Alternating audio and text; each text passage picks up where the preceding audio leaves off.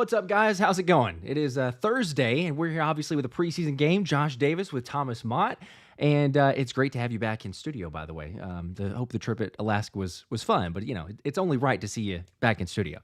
Only right to be back in studio. Fun trip, but we got bigger things to fry right now, Josh. Preseason game number 2, a little bit of weather happening right now in Foxsborough, and the news, which I'm sure we should probably start with. People are wondering, will the Eagle starters be playing? Yes and no. Much like last week, you're going to see a lot of the starters on defense. They didn't say all starters on defense. I'm sure we'll got some stuff on that here in a second. But, Josh, the offensive starters will not be playing. Your initial reaction to no more Jalen Hurts, Saquon Barkley, A.J. Brown for at least another week? Yeah, it's kind of interesting. And also, by the way, shout out to everybody else in the chat. See you guys. Appreciate you hanging out. Hit the like button if you haven't already.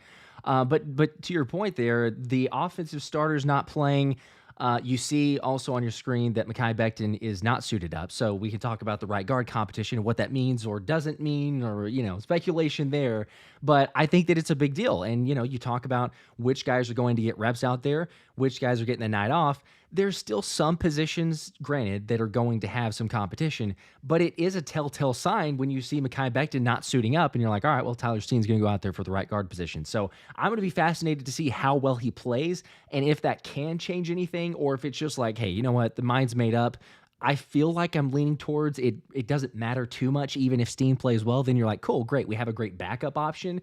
But was hoping to get the offensive starters. Again, it makes sense because we're looking at the weather, the situation we've had there for both games now, I guess. I hope, if anything, this is just one of those situations where we get all the rain and bad weather out of the way in preseason, and we don't see that in the regular season, because how many times were we during the regular season last year? Like, could we just get a one game where there's not any sort of weather situation? So I don't know. We'll see. But yes, there's still positional battles going on, like you say.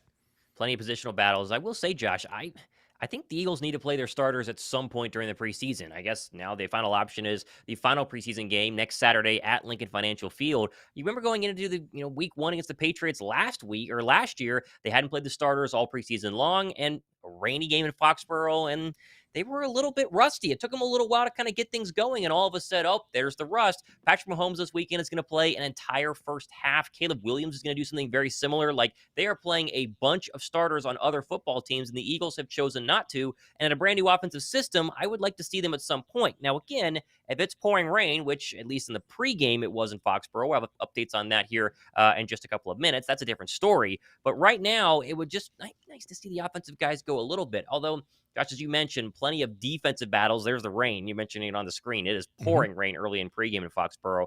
Most of the defensive starters will play. My guess is that means no Jalen Carter, probably no Jordan Davis. Both linebackers will. I think both cornerbacks will. I think both safeties will, minus C.J. Gardner-Johnson. And the defense, again, much like last week, is going to be the ones to keep an eye on here, because there are still some position battles to be had, most notably the linebacker spot. Oh, absolutely. Yes. I mean, we talk about linebacker, and immediately I think that the name that starts to come up, or I guess it did before, but even more so now, is Jeremiah Trotter Jr., right? Like, there's still the Zach Bond, there's still the Jacoby Dean, and they're probably up there closer. But Jeremiah Trotter Jr. has been making plays and making his presence felt. So the question is, like, honestly, not even a question of if, but just when Jeremiah Trotter Jr. starts to assert himself into that lineup. Like, maybe I'm wrong. We'll see how it goes there, but he's going to get plenty of opportunity, especially in a game. Weather's not as bad anymore, according to reports. Kind of cleared up somewhat. But yes, you saw lots of rain beforehand. You don't play the starters. You're going to get lots of reps for guys like that. Maybe there's a little bit more of a focus on the ground game anyway, but it will be curious to see. Does Jacoby Dean, can he do something in coverage? Can he win that spot from Zach Bond? Does Zach Bond even get the start, right? Like, is he out there to play with the first team, or is it with the second team? I would be shocked if, he's one of the guys that they're like, nah, let's just not put him out there as far as the starters go. But officially, like you said too, Jalen Carter, Jordan Davis will not be playing. No reason for them to anyway, so I don't think there's any issues on that side. But yeah, it's you look at the linebacker battle, you look at some of the secondary. We talk about cornerback 2, who's going to win out that? Will it be Isaiah Rodgers? Will it be Kelee Ringo? That one has still been a pretty good matchup. We think back to the Ravens game. Kelee Ringo made several plays, he asserted himself. You hear from joint practice, he made some plays, but he also got beat on a couple. So there's still spots up for grabs, and that's what I'd be interested in. Lots of areas. Even though it's second preseason game, we're not getting to look at the offensive starters. There's still, as everyone knows, lots of opportunity for the guys, and they got to go out there and seize it. Philadelphia coming off of the joint practice on Tuesday versus the, obviously, New England Patriots, your opponent tonight, in a joint practice that Philadelphia really dominated from all ends, especially on the defensive line front. And in terms of Patriots starters tonight, you'll see the majority of them on offense. Jacoby Brissett is technically still their starter at quarterback. Drake Maye, though, is going to play the entire second quarter and into the third quarter. You're going to see a lot of the rookie out of UNC tonight. Be very exciting for the backup Philadelphia Eagle defenders and secondary pieces. You mentioned Kelee Ringo to go against one of the potential bright young stars in the National Football League. At least Patriots are hoping Drake Maye becomes that here in just a couple of minutes. Other players to watch out for who are not necessarily battling for key starting roles, Jacob, but very interesting to watch. Moro Ojomo, it's his birthday today. Defensive tackle coming out of Texas, year 2. He's had an incredible training camp so far and was really, really good in that first preseason game a couple of days ago. Keep that up, and you're not only going to make the team, which almost seems like a guarantee now, but you also have a very, very strong chance to get a ton of actual reps during the regular season watching Moro Ojomo. And we talked about these cornerbacks and these safeties and where everybody's at, behind people. Quinyon Mitchell had a really, really good opening drive last week in the Eagles' first preseason game. If he can duplicate that, I think he's going to play a decent amount tonight. The hype building around the Eagles' first-round draft pick is only going to go ahead and grow. It's really incredible, quite honestly, because you look at last year, Jalen Carter living up to the hype, granted preseason, but he still did that in the regular season. He hit the rookie wall. A lot of rookies do, lived up to the hype. To see that in another first-round pick so far from what we've seen Quinyon Mitchell, it's the same case in point. So, yeah, I'm going to be interested. How much does he see in the slot? How much does he see on the outside? Yeah. If they do that with the versatile, positions there, and how many drives or opportunities does he actually get to play? I can't imagine it's going to be a lot, but still, if he does get a little bit, maybe one driver possession on the or in the slot, and then one driver possession outside, just to kind of mix it up, because ultimately, his for sure spot is going to end up being on the outside. It's just a question of when they end up moving him there. But yeah, it's another exciting part to be watching. Also, appreciate everybody. We're getting the likes up to 103, past 100 combined. So we appreciate that. If you've not already hit the like button, it helps out all the guys, whoever your favorite player is, or whoever you want to make the roster. Some way, shape, or form, it somehow helps them. I can't tell you how it does, but the analysis says that likes help to do that. So hit the like button for us. We appreciate that. Make sure to subscribe too. We've got some awesome stuff planned. Got some graphics here, which I can probably go ahead and good Throw time now to get the scoreboard up. So let's see if we can make that happen. And there we go. Let's mention this quickly here from an Eagles reporter, Jimmy Kempski. All Eagles linebackers are in uniform, as are all the cornerbacks except Slay. That tells you that everyone's going to play basically in the second level, the back 7 for Philadelphia. Also notable in uniform tonight and playing, Bryce Huff, whereas Sweat, Carter, Davis, and Williams are all not. So the only real starter there on the Eagle defensive line who's getting reps is Bryce Huff, which is very interesting, Josh. I mean, that's your $17 million a year guy. You're not playing anybody else on the starting defensive line, and Huff is going to be the one to go ahead and play out there. Does he need more reps? Does Fangio kind of single him out to get him more comfortable in Eagle defense? That's something to keep an eye on here, especially on the defense. Yeah, that's very interesting. That tells you quite a bit from the fact that he's the only guy that you would assume is, all right, he's the starter. But as Fangio had said, you need to have him out there. You need to get those reps. He's got to be better in coverage. We're hoping that he can get to that point. Made some progress in the joint practice, but still, it's a newer position. So yeah, why not? You know what? Throw him out there, see if he can handle it, get a little bit more accustomed to the scheme and where he's going to be at. But yeah, that is actually a good point you throw out there. Jarky Beef, I appreciate that. Says, is Josh Mike going to explode again? The goal is no. I mean, that's not happening. We're really not trying to do that anymore, but appreciate everybody who's tuned back in after losing an eardrum last week. You've got one more. So we promise to not ruin that one for you. Also, shout out to Anthony DeBona, who's tuning in here. Says, so the right guard battle has been decided. Now we watch and see how the battles play out at wide receiver 3, cornerback 2, and linebacker. And those are kind of the big ones, quite honestly. Callie Zoom says, can't decide if I should have this or the game up while at work. Obviously this. We're going to be basically broadcasting the game with the brand new graphics, which are a lot of fun. And we give you the full analysis versus what it will likely be the Patriot broadcast because they are the home team on the NFL Network tonight. That is my guess. So up to you. But at the same time, that would be, a little bit annoying if you had to listen to the Patriot people talk about how incredible New England has been. Whereas during joint practices, Josh, we both covered this on our shows this week. They really weren't. I mean, the start of joint practices versus the Patriots on Tuesday, you saw Drake Maye go 9 for 9. He was hot early. And then after that, every single Patriot beat writer said they have not seen that many sacks or, fake sacks, if you will, because they can't hit the quarterback from an Eagle defensive line or any defensive line against the Patriots in a very, very long time. Very excited to see how the Eagle backup defensive line plus Bryce Huff does if they continue to go ahead and do what they doubled down on during the Tuesday joint practice. Yeah, absolutely. Because they I try to take it as somewhat with a grain of salt. I know everyone does because it's the preseason, and offensively, the Patriots are not that great. Most everyone knows that, would admit that, understands it.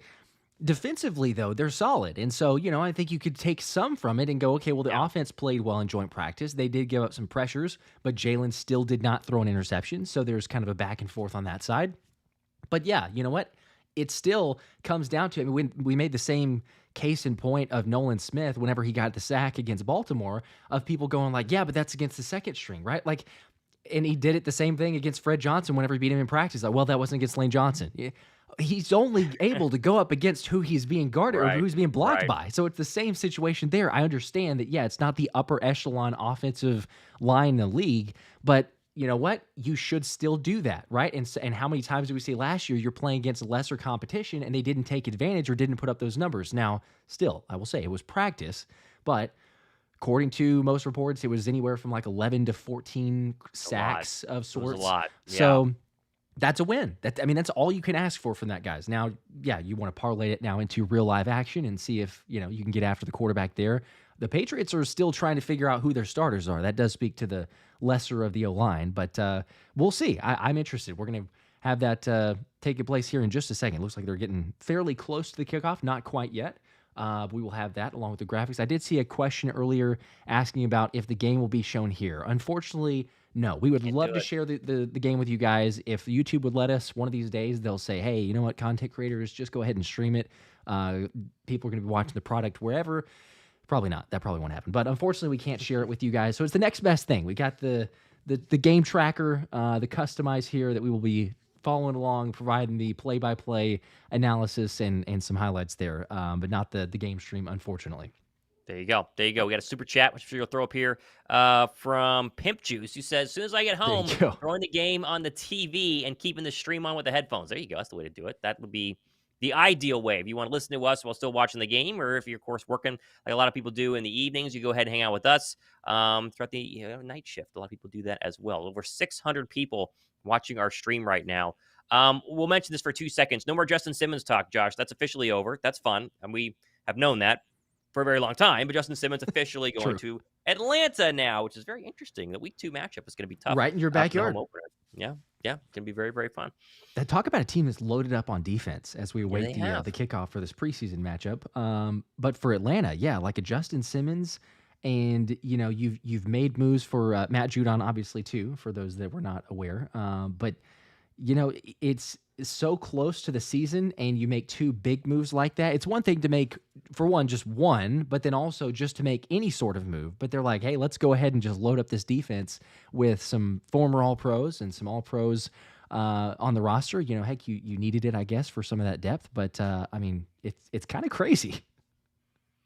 Looks like we are getting the Patriot broadcast on the NFL Network. We're getting Jason and Devin McCourty, both broadcasting this one with whoever their play-by-play guy is. And so if you were going to have a little bit of a bias on the actual NFL Network broadcast, that has been officially confirmed. I guess how it's going to work for all these NFL Plus streaming websites is the fact that there's going to be a home game, home broadcast, away game. You're doing the home broadcast. Is how it works. So the Eagles will probably have the home broadcast next Saturday during that one as well. As people are entering the chat, 600 people hanging out with us. Be sure to hit the thumbs up button.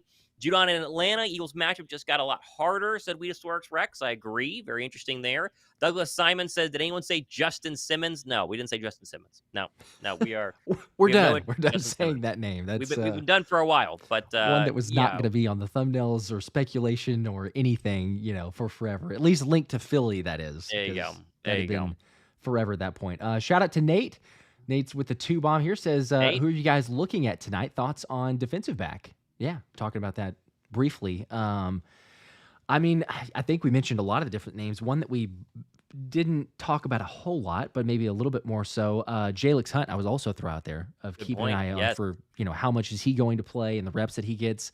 Obviously a standout against Baltimore, but if this guy, if he continues to make plays for one, but also is like a noticeable, like, hey, his athleticism is shining, his versatility, which Fangio's talked about.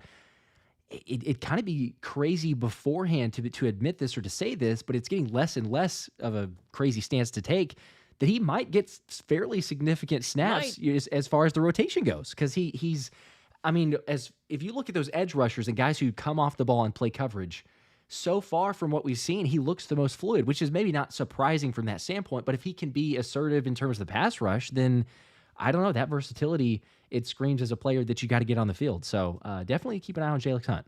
No, I totally agree. Patrick Johnson, another defensive end who's been dropping in coverage a little bit, had a fantastic night in the first preseason game, had basically the game-stealing strip sack there in their matchup a little less than a week from now. I think he's had a fantastic training camp. And we haven't mentioned the quarterbacks yet. You're going to see Kenny Pickett lead the Eagle offense with the starters tonight. They're not the actual starters, but the second group who's going to start tonight. He'll probably play 1, maybe 2 quarters. And with the recent Minnesota Viking dilemma, you wonder how much they want to showcase Kenny Pickett, if that's an actual thought that they've had about trading a quarterback. I don't think so, but still an option. And of course, Tanner McKee, who continues to get second team reps, here and there with the Eagles on terms of their offense. If he plays better than Kenny Pickett tonight, does that further vault him up higher down or through the depth chart?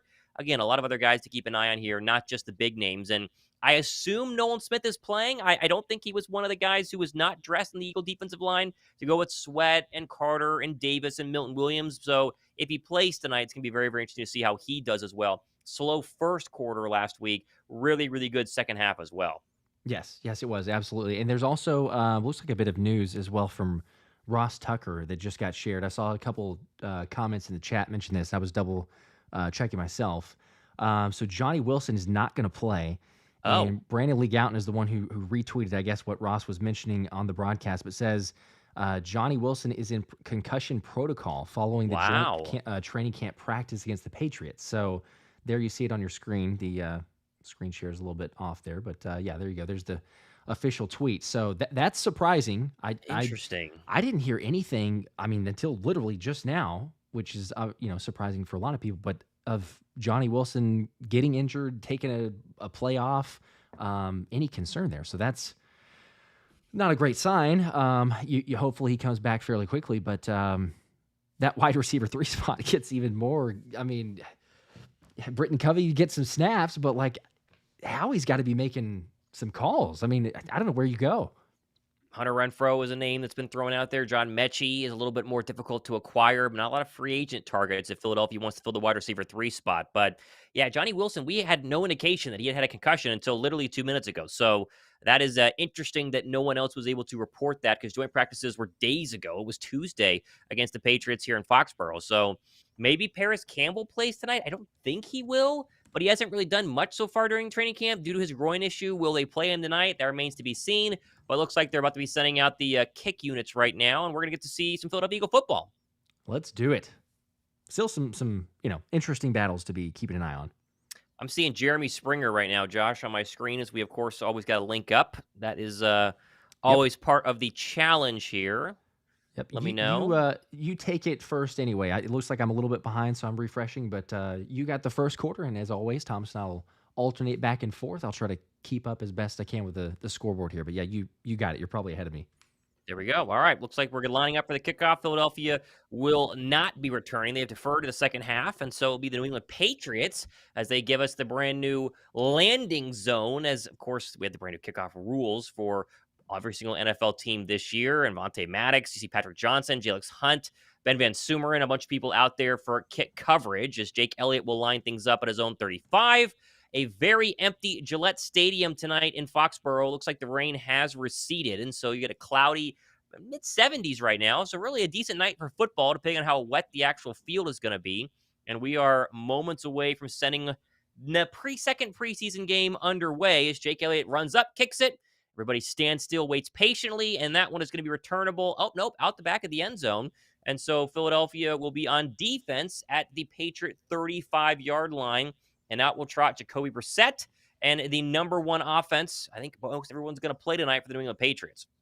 There you go. And 30-yard line. I know you meant 30. You said 30-yard line. Yep. Yes, 30-yard line. Real quickly, as they're running, I got a super chat here. I don't know if we got Stoney. Appreciate the 5. Said, have you guys heard if Coop is going to be playing tonight? Coop is out. He may play against Minnesota. He sounded optimistic about Minnesota, but officially out tonight. Hasn't gotten in a full practice yet.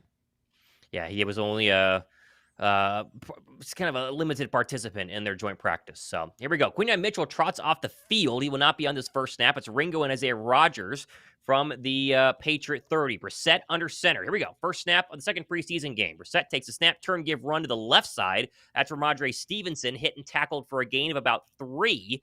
I could not see exactly who got there, but Zach Bond is playing tonight, and he was one of the starters. We got a little bit of a scuffle as Devin White comes up with that tackle there to make it second down and make it a long 7. All right, not too bad. Decent first play. Curious to be watching the linebackers, as we mentioned before. See how they are able to do and hold up with the different rotations. So it'll be second down and 6 now. They did give him 4. As again, you got the starting defense minus a couple of defensive linemen in right now. Maddox and Bradbury are your safeties. Brissett in the gun takes a snap, turn right. That's going to be a quick screen and hit immediately. And guess who? It's the lone starter on the defensive line in Bryce Huff for a quick tackle. And that's a gain of about 1. It'll be third down and 5 for the Patriots. Now, that is something you definitely want to see. Again, it is the lone starter that you're talking about with the Bryce Huff, but the fact that he dropped into coverage and he's helping to make the tackle on that situation, it's, Fangio's got to love it, but I think everybody does. Demario Douglas, the 2023 6th-round draft pick of New England out of Liberty. So third down and 5, 13:46 to go, opening drive of the game. Brissett in the gun, Stevenson to his right. Philadelphia in their base defense. 4-man pressure coming. Brissett looking right, pumps once. Now he's going to throw deep left side, and that's going to be incomplete. He had the tight end, Austin Hooper, looked like he was open. A bad throw from Brissett as Bradbury scrambled to get back in coverage. And that's a 3-and-out from the Eagles. Basically, hybrid mix of starters tonight. And a pretty good first drive there for what was a gash defense in the first drive last week. It really was, and it was hard to tell based off of that angle there. Moro Ojomo certainly got pressure. I couldn't tell if he actually got his hand to kind of cause a little bit of a missed throw on that. But either way, he was right there with Brissett as he was getting rid of the ball. So you talked about, you mentioned Ojomo is obviously a guy that came on your show and did an interview. Someone making noise, and there you go. First opening possession, already getting to the quarterback.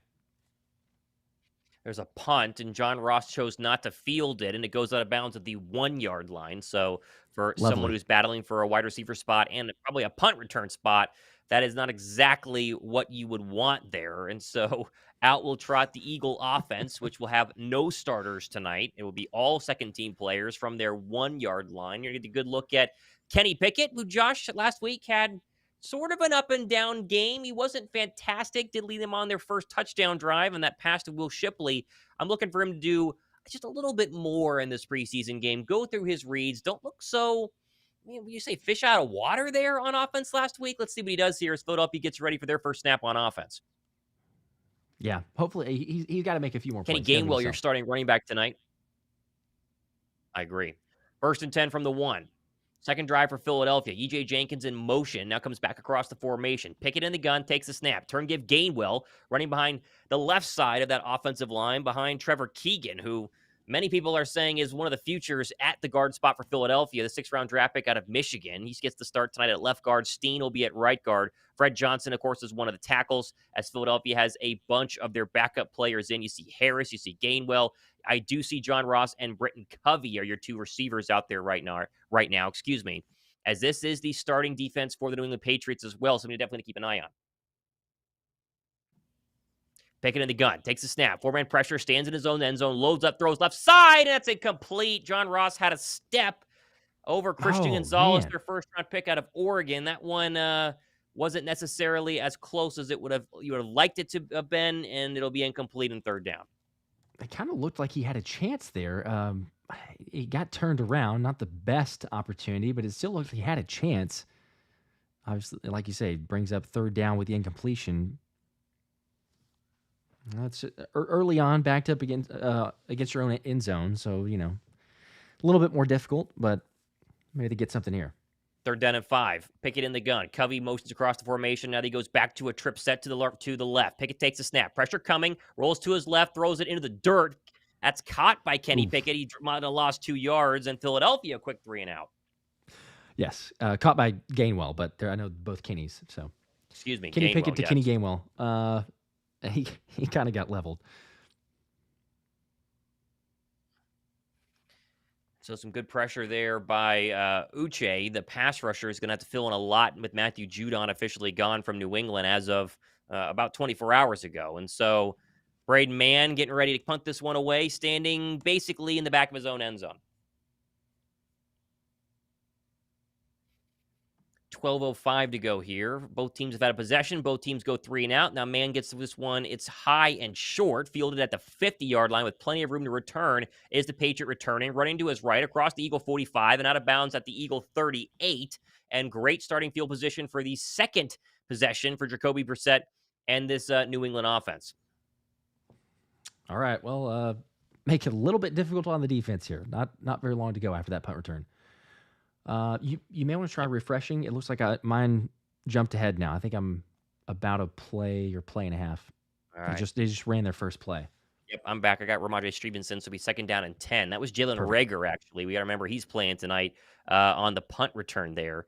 So now it'll be 2nd down and 10 from the Eagle 37, 11:23 to go here as the first quarter continues to march on. Brissett will be under center. They motion Hooper across the formation. 4 receivers in with a lone setback in Stevenson. Takes the snap. Brissett, play fake. Now he rolls to his left. Pressure coming. Now he's going to throw back to Hooper. That's caught. And tackling out of bounds is Avonte Maddox, not after a gain of about 9.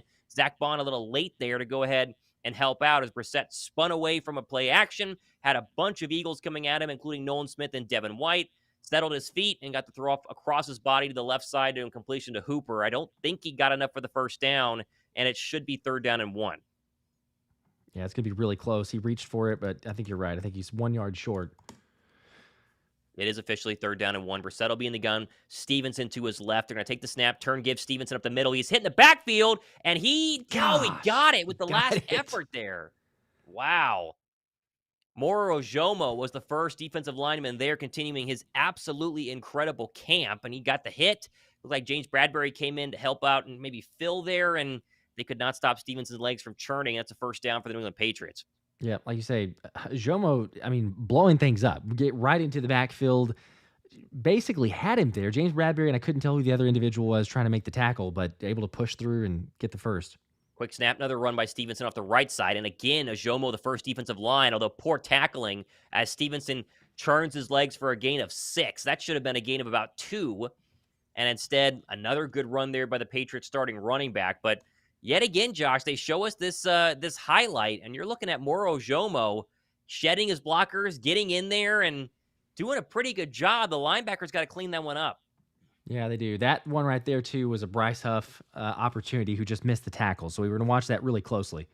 Here's a run to the left side. There's another good tackle until he spins out of it and gets the first down. A lot of yards after contact for Ramondre Stevenson. Quinyon Mitchell helped clean that one out. Again, it was Moro Ojomo making a play here. Nolan Smith looked to be a little bit out of sorts, and I couldn't figure out where Zach Bond was trying to go with that, as we got to keep an eye on these linebackers, Josh. That battle continues to be very much alive, and Bond got blown off the point of attack. It wasn't close. 3rd down and 1.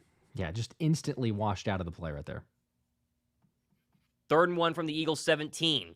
Brissett takes a snap, turn, give, running back up the right side. That's a 1st down. They have a new back in. I got to see who that is across the 15, and that should be enough for at least a 4-yard gain. There's Gibson on the carry as we dip below 8:45 to go here. First quarter in a scoreless game. Philadelphia 1 possession, 1 3 and out. This is the second drive for the Patriot offense, and they're moving the ball well here behind a very strong showing by the Eagles running backs. We heard during joint practice that the Patriots could not run the ball to save their life, and that has not been so far the case, as they're moving the ball very efficiently on the ground. They're setting the gun from the Eagle 15. Here comes a blitz. Steps, throws right side. That's caught right in front of Isaiah Rodgers. That'll be Jalen Reagor for a gain of 7. A nice slant there. It looked like Isaiah Rodgers was in good position, but Reagor held on right in front of his former team, and he's about 2 yards short. Good catch there from Jalen. Beware in the preseason, as we know, obviously, but beware in the preseason and training camp. This dude is he can be a stud, and then just wait till the regular season happens. But that was a really good catch. Year 5 for Jalen Reagor. 2nd down and 3 now for the Patriot offense inside the red zone. Brissett takes the snap from his 7. Now he gives it off to Gibson, and there's a good tackle in the backfield, and that is going to be, I couldn't see who it was, a combination of Eagles to Bond. Make it no gain. Was it Zach Bond? There you go. Bond. Zach Bond making plays after struggling a little bit early on today and last week. It'll be 3rd down and 3 from the Eagles' 6 as the Patriots can still get a first down at the 1-yard line.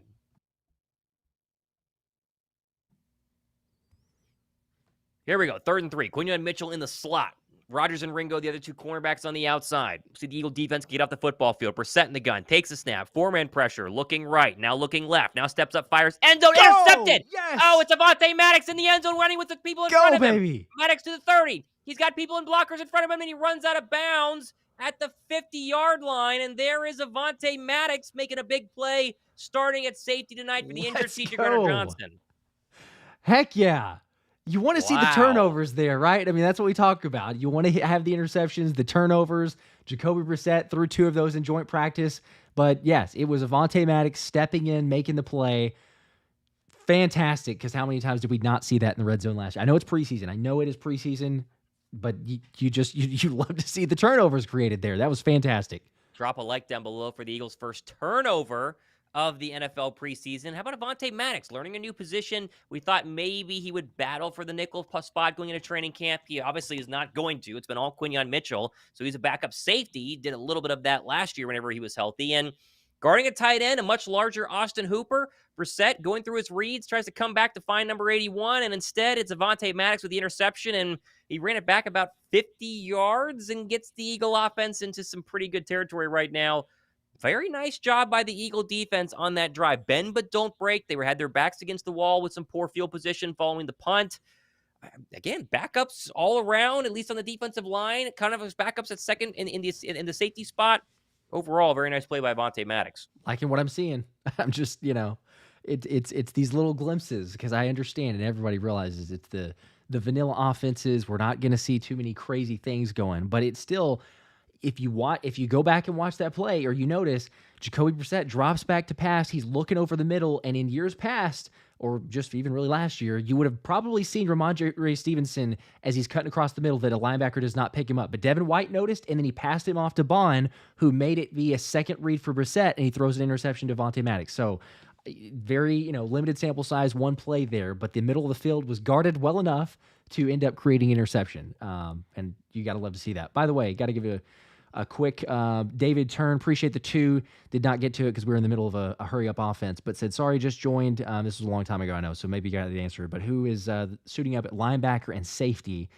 Thomas had mentioned that earlier, but all the linebackers, and then as far as safeties, we just said DeVonta Maddox made the interception. So you got DeVonta Maddox, you got James Bradbury, and who was I guess just the other back. It says Reed's not, right? He's also, the only starter was Bryce Huff. Yep, the only starter was Bryce Huff. And then, of course, Devin White, Zach Bond, Kelee Ringo, Isaiah Rodgers. I mean, it's a mixture. It's what we were told at the start of the night, really, is you get a mixture on defense and nobody on offense, and that's exactly the case. Man, I love to see that. Just have the turnovers. Also, shout out to Stoney. Welcome to the Let's Run It tier and the gifting 5 memberships. Let's go. Nate Perron as well. Welcome to Let's Run It. Boy, they're showing us the replay right now, and everybody is covered. Maybe Isaiah Rodgers at the top stumbled a little bit. It's a tough throw for Brissett to make, and he forces one. Remember, it's the starters on the Patriot offense. I mean, everybody is playing tonight, and Jacoby Brissett very clearly upset right there as he's trying to go ahead and win this job over Drake Maye. He's probably losing it after what you saw right there, and Pickett takes a snap from his own 47. He's going to throw. Looks left, throws. That's Gainwell out of the backfield. Long way to go to get back to the line of scrimmage. He lost a yard. It'll be 2nd down and 11 as the Eagle offense on their second drive of the night has struggled through 4 plays, but it is still very, very early. So we got 6:48 to go here, first quarter. Over 1,000 people watching. Excuse me. If you give the show a thumbs up, we'd appreciate that. That way everyone can find us who want to check out the game. So we appreciate that. Kenny Pickett now going back into the shotgun after one snap, of course, in the pistol, and a very vanilla version right now of the Eagle brand new offense. This will be a run from Gainwell out of the gun, left side, and that's going to be a pretty good one across the 50. Nice blocking from both Tyler Steen and I think Trevor Keegan. That's a gain of about 6. It'll be 3rd down and probably 5 for Philadelphia here as we get below 6:15 in the first quarter. Not too bad. Yeah, solid run there. I was seeing a couple tweets. It looks like Jalyx Hunt might have been the one on that interception, going back to the interception by DeVonta Maddox, getting pressure on Jacoby Brissett as well. So give credit to the rookie on that side. They gave him 7 on that run. It'll be 3rd down and 4. And the Eagles get their first down of the night against the starting Patriot defense. Pickett in the gun. 3 receivers. Takes the snap. This will be a play fake. Looks right. Throws left. That's going to be caught. There's a 1st down and a big hit. I believe that is John Ross, who took a shot from the safety, but he got enough for a 1st down, and Philadelphia gets their first moving of the chains tonight in this game as Kenny Pickett threw a rifle right into the middle of the 8 and the 3 on John Ross's jersey for a 1st down completion. Yeah, it's a 1st down, but like you said, he did take a shot. But kudos to him for holding on because you're coming across the middle there and, full speed. Pickett hits him in the chest, move the chains. I mean, how many times do we want that slant route? You pick it up over the middle, but way to hold on for John Ross. Here goes a 1st down and 10 inside Patriot territory. Pickett to throw right side. That's going to be caught Gainwell. He's got some room to make up. He's got the 1st down.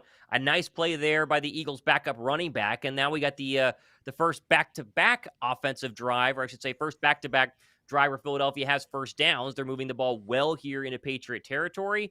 And looking like they are probably within field goal range with a fresh set of downs with 4:46 to go in the 1st quarter. Okay. For those of you that may or may not have had the Eagles +3, looking so far so good.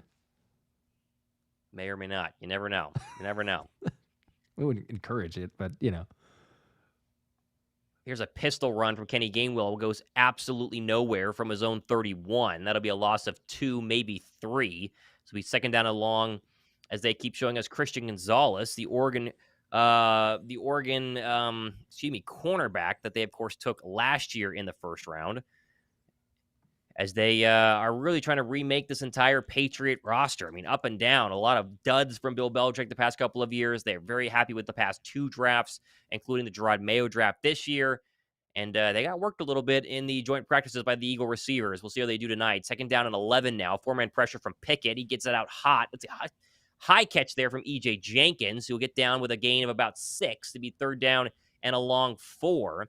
As Jenkins is battling to be tight end 3, I guess, as Grant Calcaterra will not play tonight. That basically guarantees he's tight end number 2. Obviously, no Dallas Goedert, Josh. And so looks like Jenkins is getting his first chance to really secure that tight end 3 spot. He's had a nice training camp so far. Yeah, the position is open. We'll say that. There's no one that is a clear front runner. So you keep making plays like that, E.J. Jenkins, you might find yourself on this team because we talk about some of the others. It gets overshadowed for tight end, but somebody needs to win that spot. 3rd down and 4. Pickett takes a snap. Looking left. Still looking left. Now fires back shoulder. That's going to be incomplete. Looking for Kenny Gainwell on a wheel route. He threw in a double coverage. Not necessarily the best decision there. I don't think he had anybody else on the left side of the field. It was like a lone route by the Eagle running back. And now 4th down and 4 inside the Patriot, 21-yard line. And we'll see if they're going to go for this or kick the field goal. I think they're going to go for it. No, they're going to kick the field goal. I was going to say, I wouldn't mind it if they go for it, but you take the points, I suppose. See if Jake needs some work right after last week. We still trust him, but you might as well go ahead and get him out there. So here you go, Jake. Snap, hold, 42-yarder is up, and it's dead center as Jake Elliott has reverted back to being the all-world kicker that he, of course, is. And Philadelphia is on the board first, and it is 3-0 as we got 3:04 to go here in the 1st quarter. And a nice drive there by the Eagle offense following the Avonte Maddox interception. There you go. Good job, Jake. 3 points on the board. And the graphic works. So that's a win. There you go. It's a win for everybody. Looks great.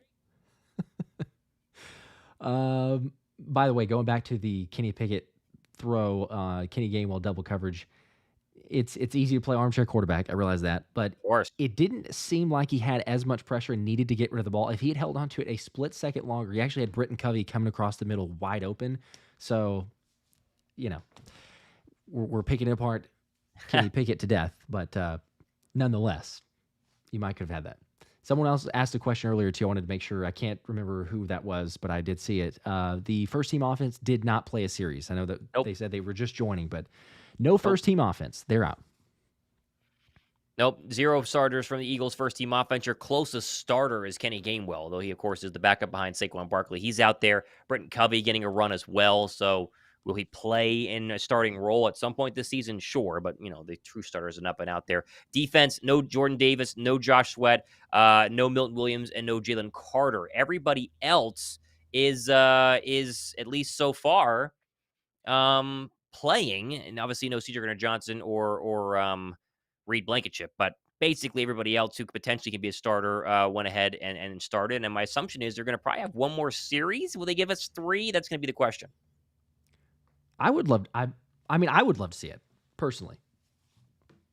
Why not, right? We've seen some positives, yes, but get a little bit more work, especially because you consider or think about the fact that most likely you're not going to see much of anyone at Minnesota. Like if there's a probably they're going to start, you most likely won't see them. So, give them a little bit of reps. I don't see why not. Speaking of Minnesota, though, we still want everyone healthy. What a detrimental injury for J.J. McCarthy. I mean, that was so fast. Was hoping that it would be a couple of month sort of surgery, and instead it's the full surgery on the meniscus. So he's out, and they also have had some other injuries as well up there. And what was going to be a very interesting football team still is, because Sam Darnold, can revitalize his career. What an opportunity for him, but going to be very interesting to see what they look like this year. And if you're Justin Jefferson, you are upset, to say the least. So Philadelphia, though, so far so good in this one, 3-0. They're about to kick this one off and kind of wrap through the final 3 minutes of the second preseason game, at least the first quarter of that, as Braden Mann is going to kick this one off. That's interesting, from the 35. It's a little pooch kick, and that's going to be fielded at the 5-yard line. Here's another return on the new kickoff rules. That's going to be a pretty good move across the 35 to the 37 before a couple of Eagles, including Jacoby Dean, brings down Jalen Reagor, and of course, the former first-round draft pick of the Eagles. And it will be 1st down and 10 for New England. We'll see if you still get your Jacoby Brissett for one final series. I think you will. Probably so. I would expect that. That's one of the first, I will say this, one of the first decent returns that I've seen out of this new kickoff format. Usually it doesn't seem like we're getting that. Not too bad. Not great for Philly, obviously. The coverage was not great, but they're at the 36. 3 minutes to go, 18 on the game clock. Jacoby Brissett still out there with the starters on offense. He's under center. Lone setback, Ramondre Stevenson from the 37. Here's a give. Stevenson right side. He runs right in to the waiting arms of Jalyx Hunt. Rolls over him for a gain of about 3. Good play there by the rookie third-round draft pick, who has had a very, very, very good camp. He had a great first preseason game last week. And Josh, so far tonight, he said he had the pressure on what turned out to be the interception, and right there, another good tackle, and holds Stevenson to only 3. Yep, him and Marlon Tuipulotu, both those guys bringing him down, making some noise. I will say, out of all the rookies, we know Q is living up to the hype, and he's a first-round pick, but Jalyx has not looked like he doesn't belong. He doesn't look overwhelmed. Looks like backup linebackers, or at least Dean and Zach Bond are in right now. Brissett play fake, looking right, loading up, going right side. That is going to be incomplete, as it looks like Jalen Polk had a little bit of a step on Kelee Ringo. Brissett's been off a lot tonight. That one a little bit overthrown, as Ringo got beat on what was a little bit of a double move, at least a stutter go there. Maddox coming over late as the safety, but pretty decent coverage, I would say, in a 3rd down and 7 coming from the Patriots. Yeah, I'll take that. Not too bad. If it had been on the money, might have been caught, but we're right. Quinyon Mitchell playing outside cornerback right now. Bond and Jacoby Dean, your starting or your backup linebackers. Here comes a 3rd down and 7. Brissett, snap. Here comes pressure. He's hit. Oh. He's throwing, and that's going to be tipped and incomplete. That was dangerous as well. I think that was Patrick Johnson who almost grabbed Brissett and came down with a sack. He had a strip sack in the game winner essentially last year. Number 48, Patrick Johnson, has been really good on the speed rush and forces of 3 and out for the Patriots. Yep, you're right. Patrick Johnson was there. It looked almost reminiscent of the game-winning strip sack. Almost able to bring him down. Jalyx Hunt was there very close as well to get the action, but not a good pass because of that pressure, and was wondering if we might get an interception on that. Unfortunately not, but 4th and 7. Here comes the punt from his own 25-yard line. This one's really good. And John Ross is going to let that go in the back of the end zone smartly. A really, really strong punt. A little bit too much there. And you're going to get the second chance, or the third look, I should say, at the Eagle offense, coming up with 2:01 to go here in the first quarter. Okay. That was solid. I mean, a quick series there. It's what you want from the defense. Get off the field. A little pressure on the quarterback. We heard about that at joint practice, but like we were saying, even in the open, it's one thing to do it in joint practice. You want to see it in a game, and that constant pressure from what we'd heard about is fairly living up to itself, because you got a pressure creating an interception, you've got a sack, you've got situations kind of putting pressure on Jacoby Brissett, but then also run defense, not great with that first opening drive, but they seem to shore things up now. So far, so good. Again, and the reason why you at least saw a couple of the starters play is Vic Fangio continues to say it's a new defense, and these people have not run this thing yet. And so getting them out there and giving them some reps, even if it is 2 series for Devin White, more now for Zach Bond. He played his 3rd there. It all makes sense. And I like the idea, too, of Quinyon Mitchell starting at nickel, and then when these starters come out, he goes out to the outside cornerback to make sure he's continuing to hone that craft of what will eventually be a starting outside cornerback for the Philadelphia Eagles. Yep. It's you just love the depth, and we talked about this on this number of times, but you love the depth that the team has, but seeing the guys actually making plays and that versatility that Fangio continues to harp on, but the ability to be in different spots. I mean, you can't really put a price on it, but the fact that they're living up to it. Also with Patrick Johnson, you talk about the depth. Hebbard says Patrick Johnson is 100% making this team. Absolutely, I don't think there's a way at all that he does not make this team. But yeah, the plays that he's making, it's just helping himself to get more snaps. So good for Patrick Johnson on doing that. By the way, if you've not already, make sure to hit the like button. We are at almost 400 likes total, so let's skyrocket that. And also appreciate you 1,100 or so watching right now. The Eagles obviously up 3-0, and we're still seeing what the guys can do. Andrew saying Bond getting reps is a good thing. Same with Jacoby Dean. That's for sure. We'd love to see it. They need to get more comfortable. I think if we look at any position on this entire, certainly defensive roster, it comes down to that linebacker position of we need some confidence established in whoever those first 2 guys are going to be. And, Devin White seems to be a given from either what he's done or just the comments from Fangio, and you see him out there. It's not as much of a question. It's like, hey, he's got the track record, the experience that they're kind of just giving him a pass, even if he weren't to play the best within preseason. But that other spot, who really knows? So definitely keep an eye on. Will Shipley now, the lone setback from Clemson, in for what I assume would be the final play in the previous drive for Kenny Gainwell, as Pickett goes under center on 1st down and 10. 2:01 to go here in the opening quarter. 3-0 Philadelphia. Here's a turn give Shipley running right side. He said immediately, and he goes nowhere, as I couldn't tell who the blocking tight end was in on that play for Philadelphia. Did a really bad job. It's a loss of 3. It'll be 2nd down and long. Yeah, that was not very good. That was CJ Uzomah, and that was... I guess it's tough if you're asking him to block in that situation one-on-one, but he got beat from the get-go. There was no running lane for Will Shipley, an immediate loss. Still Pickett under center. I guess that's fun. Get to see something that Philadelphia haven't really seen much of the past couple of years. And now a 2nd down and 11. So they'd give him forward progress up to the Eagle 19 as Pickett goes empty now with 5 receivers. 4-man pressure. No one coming. Now he throws right side. That's going to be caught and thrown out of bounds as Britton Covey, as they're going to give him the 24-yard line. Gain of 6 would be 3rd down and long for Philadelphia. I'm telling you. Could be your Cole Beasley. He's been watching this game. That's what he's saying. As of right now, that's what you need. Oh, gosh. Eagle down right now. That is Tyler Steen, who is in a lot of pain right now. And this is going to be very interesting. He clearly has lost the right guard battle. But Steen now, he's in a lot of pain, and we got a timeout on the field as the Eagle trainers have run out there, and they're going to go to commercial break.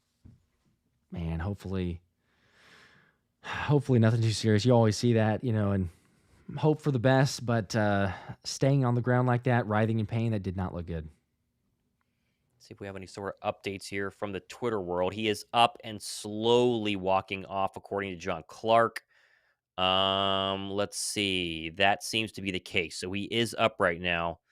We'll see just how serious that is, and we have an update. We'll give it to you. But right now, it looks like you're going to be having an interesting dilemma now. No Becton. He didn't suit up tonight because he's won the starting job. Obviously, now you have an injury to Tyler Steen. We'll see who they roll in there as sort of your 3rd string right guard. If they keep Trevor Keegan at left guard with the 2nd stringers, that's my guess. But somebody's obviously moving up the depth chart right now in this game with Steen being out because they probably wanted to play him for a while.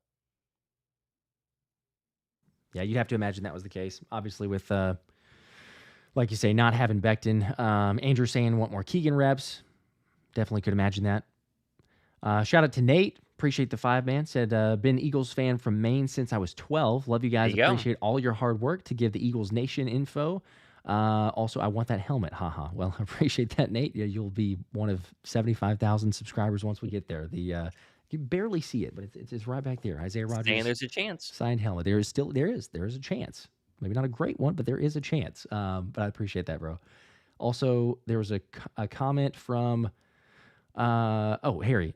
I guess just a comment here, but hey, Josh, just came in during an unfortunate time. Yeah, that was unfortunate with Tyler bad Steen. timing. Like Thomas said, he did get up, according to the Twitters. He's gingerly walking off, so hopefully nothing too significant. Probably done for the night. But you know, at least that's why you draft. That's why you have the depth. We hope it's nothing serious. But Trevor Keegan, he might be inserted more so into an immediate backup role than initially expected. But we'll see.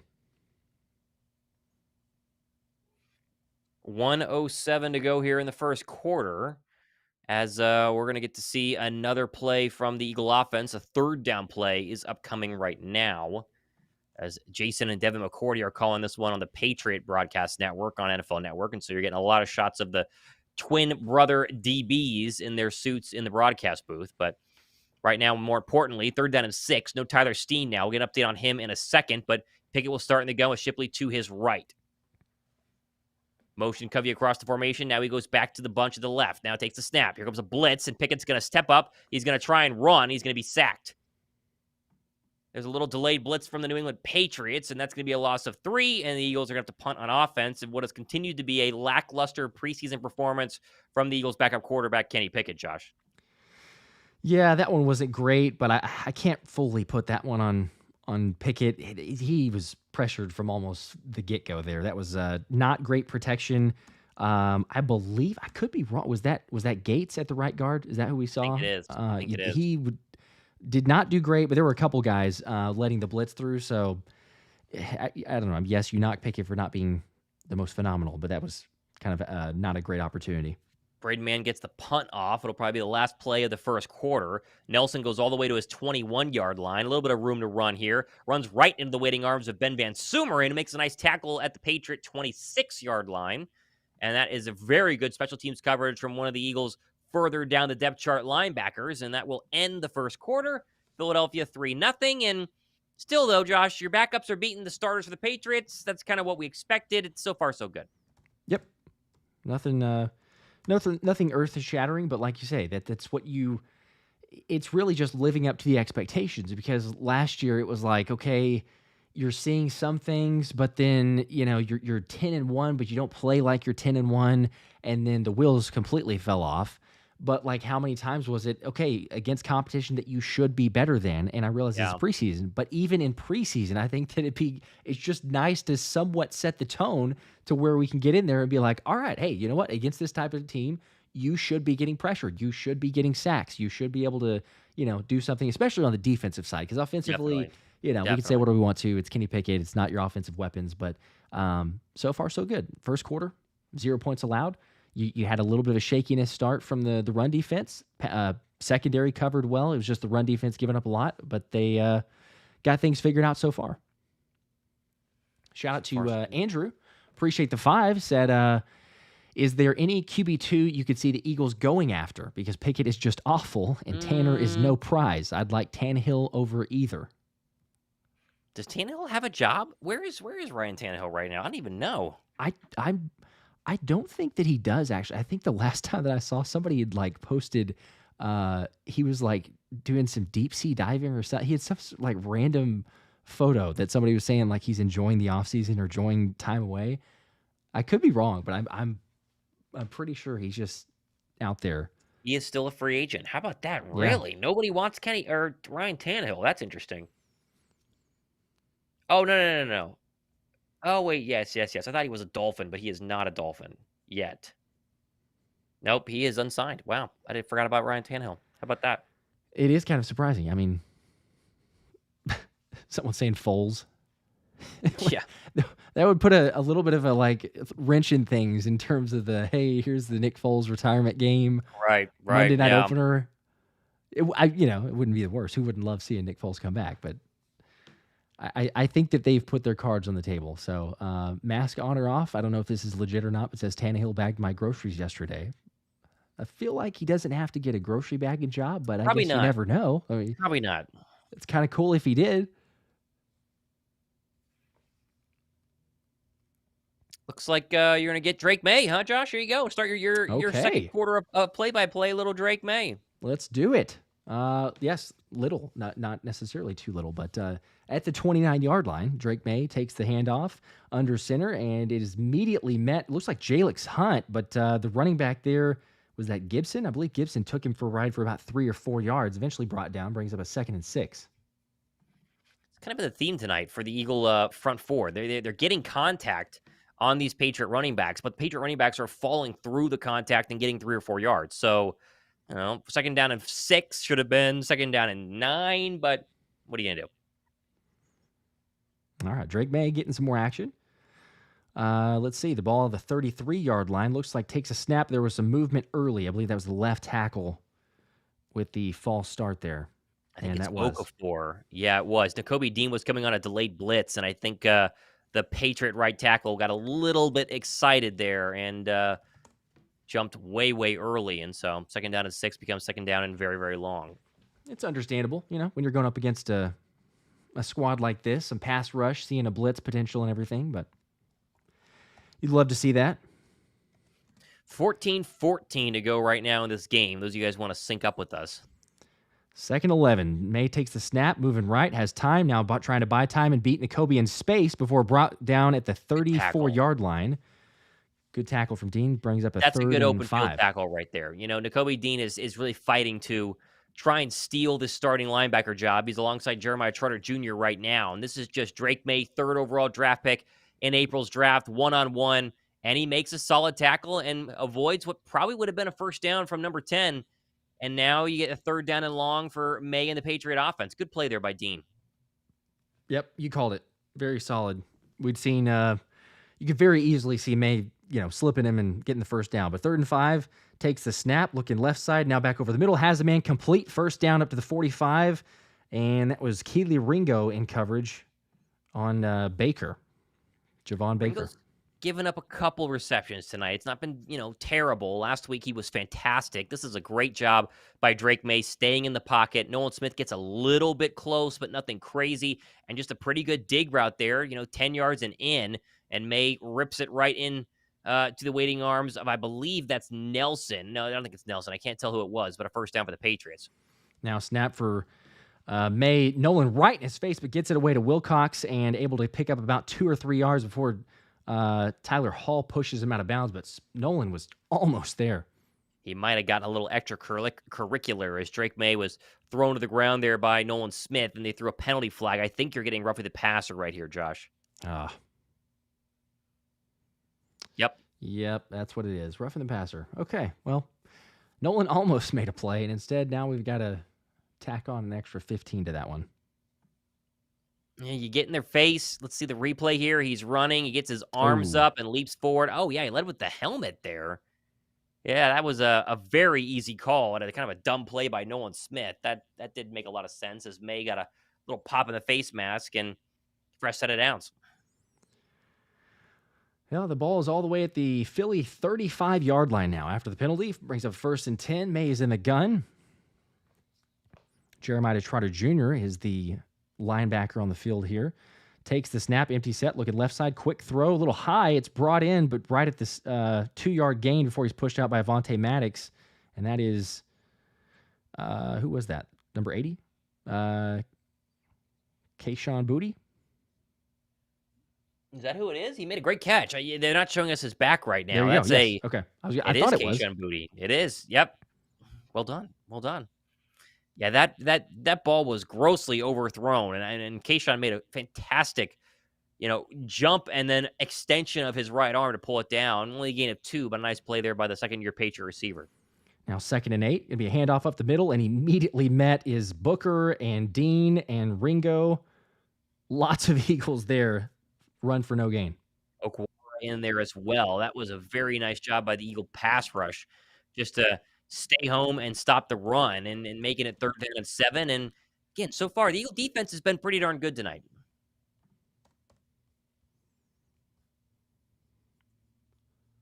There you go. Update the scoreboard here. I left it on the 2nd and second down. But yes, 11:20 to play in the second quarter. Jacoby Brissett's night is done. Drake Maye getting in some action here in the gun, running back to his left. Jacoby showing blitz, one on the play clock, does get the snap off. Looking left side, going to take a deep shot here along the sidelines, and it's incomplete. Ringo right in good coverage there, and incomplete. Pretty good throw by Drake Maye. This might be slightly overthrown, but this is a very simple go route, and Kelee Ringo showing off that speed, elevates to make sure his hand is right in the face of Baker, so not really a catchable football. Now that you watch this thing, it might have been thrown a little bit too far out of bounds, but a really nice play by Kelee Ringo, and a very long field goal upcoming, 51 yards for the England Patriots, and I think they have a new kicker, too. I don't recognize this guy. Okay, we will see. This is Joey Sly, 51-yard attempt. Snap down, hold down, kick is up, and perfect. 3 points on the board. There you go. It's a good 3-3 ball game. Gotta like that. There you go. Still, though, solid drive from the Eagle defense. Bend but don't break. You know, they gave up some really good field position with the Nolan Smith roughing the passer. And again, they're playing against what was a first-team Patriot offense. Now a couple of second-teamers have subbed in, and up the third-string Eagle defenders playing pretty well so far. Yep, I would live with that. That was and again, we go back to the last play of Kelee Ringo making the breakup along the sidelines. It was a very difficult catch. It would have been tough for them to bring that in anyway, but he was right there and I mean, not even a single step away. So Kelee Ringo, good reaction, like you said, showing the speed, but there it is so far.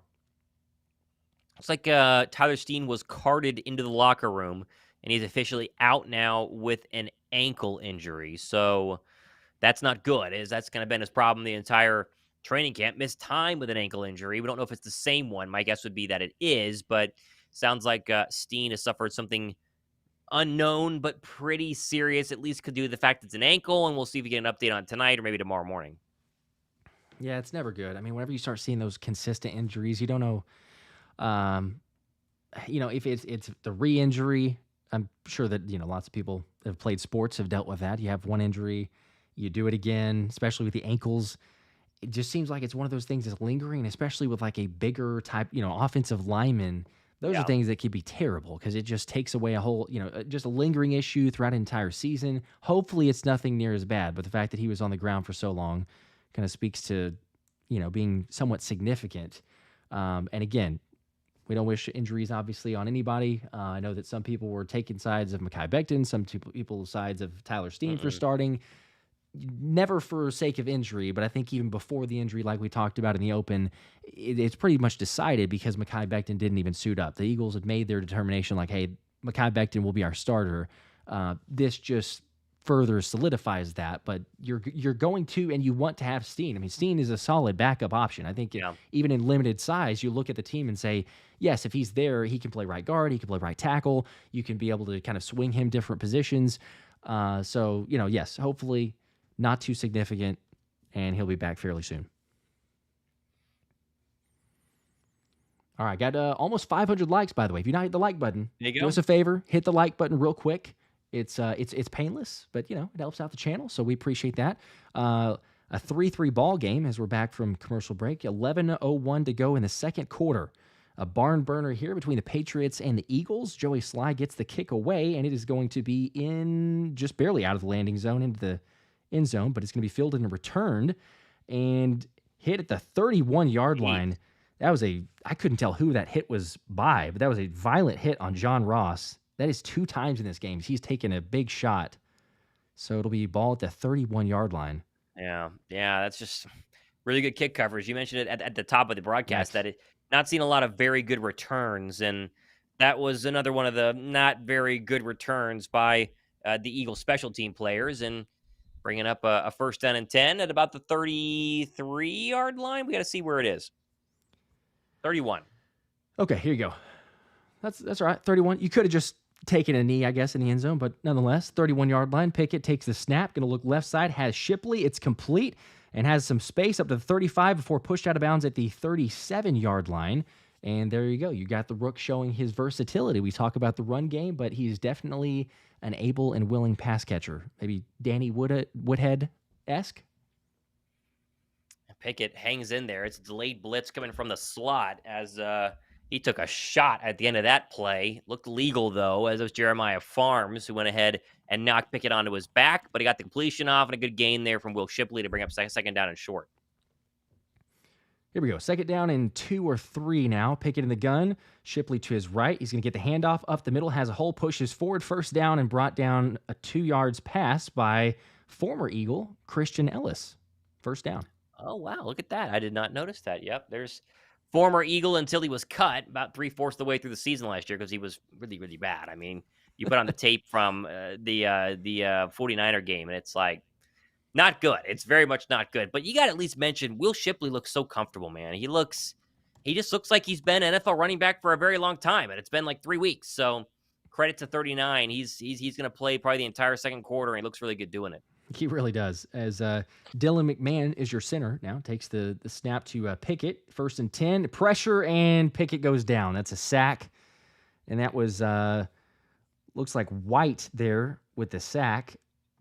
Who is that blocking? I missed who that was. It was not Fred Johnson. It is, I cannot tell. 58. Who's 58? Sharping. Max Sharping. Wow. Is your left that is fascinating to me. I guess, they're not playing starters, but even some backups. You would think like a Fred Johnson or maybe even a Darian Kennard, but Max Sharping. That was not a good block attempt. So 2nd and 22 after the sack. Pickett drops back, screen pass to Shipley, evades a man, evades another one, makes Christian Ellis miss up to the 40, the 45, the 50, push forward, and finally brought down 1 yard short, picks up 21 yards there, and you just talked about it. I mean, Shipley does not look like a rookie out there. No, he just looks comfortable. And then in that time, very patient by Kenny Pickett, letting the defensive ends get upfield far enough to make the screen happen. And, I mean, the rest is Will Shipley. Makes men miss, takes people on a ride once they hit him for the first time, and I was very skeptical about this guy coming out of Clemson. How's he fit? Is he going to be RB3? Can he compete for RB2? He's not going to take Gainwell's job, but they're going to share a bunch of reps from that backup running back spot. He's been really, really good so far tonight. He has. Looks like actually a 3rd and 2. Now fake handoff to Shipley. Left side, E.J. Jenkins complete. First down, brought out of bounds. Wilson with a tackle, but not before the first, up to the New England 45-yard line. That's a little trickery there with a fake handoff and then the dump off to E.J. Jenkins.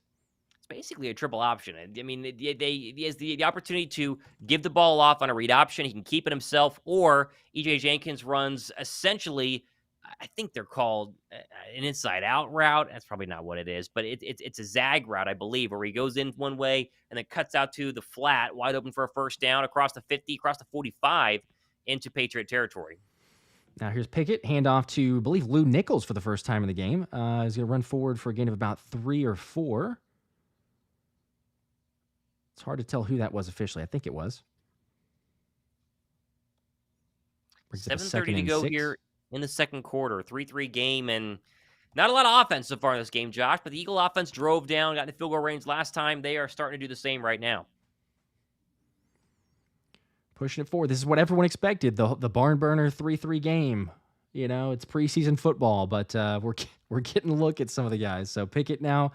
Fake handoff, looking right side, a screen set up to Ainias Smith, and that is blown up immediately.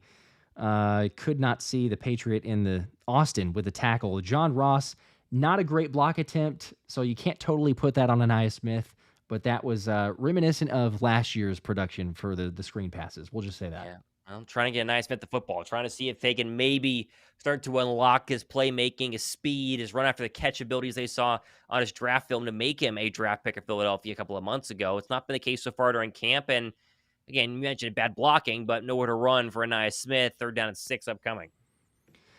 3rd and 6, 6:29 to play in the second quarter. Pickett the snap, 4-man pressure. He's being pressured. Now he's going to try to scramble. He does elude the first one, but a blitzer coming in and brought down for the sack. A loss of 2. And there's a flag, though. Could be. Hold on. It could be defensive holding. I think this is in the secondary. We got to see here. It is an offensive hold, and so that's not going to matter. It might bump the Eagles out of field goal range, though. Lovely. It is a hold. 63 with a hold.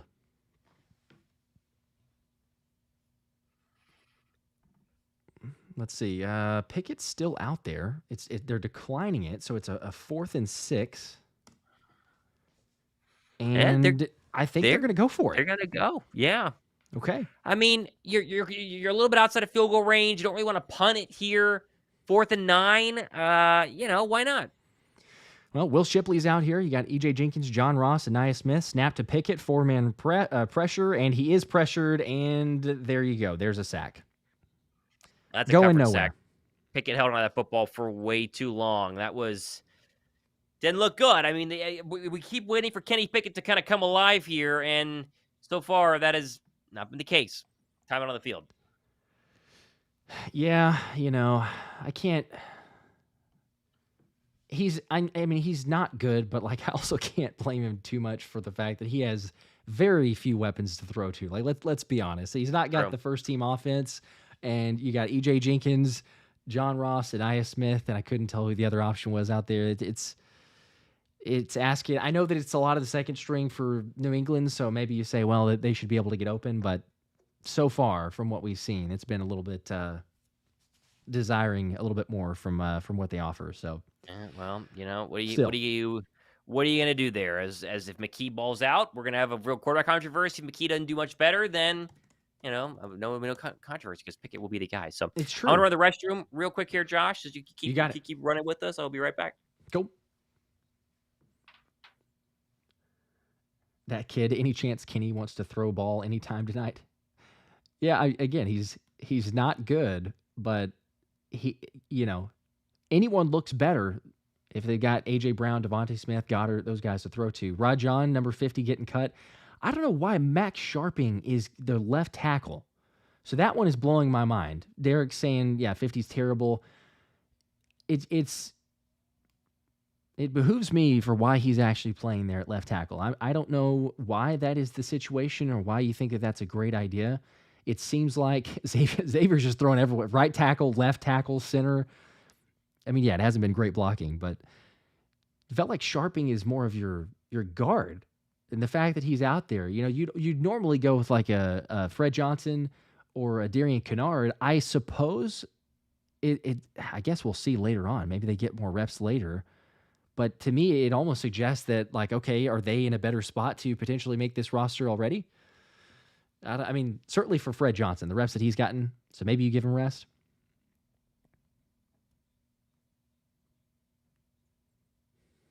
Nathan, Greer is better than this. We're going to see. We're about to get Tanner McKee. Emil asking, where's Cooper DeJean been? He is injured still. He did get in practice, a very limited practice with warm-ups during the joint practice and the walkthroughs yesterday. Joint practice Tuesday, walkthrough Wednesday. But won't be playing until hopefully next preseason game against Minnesota. That's what he's hopeful for. Should be getting some reps, but won't be out there tonight.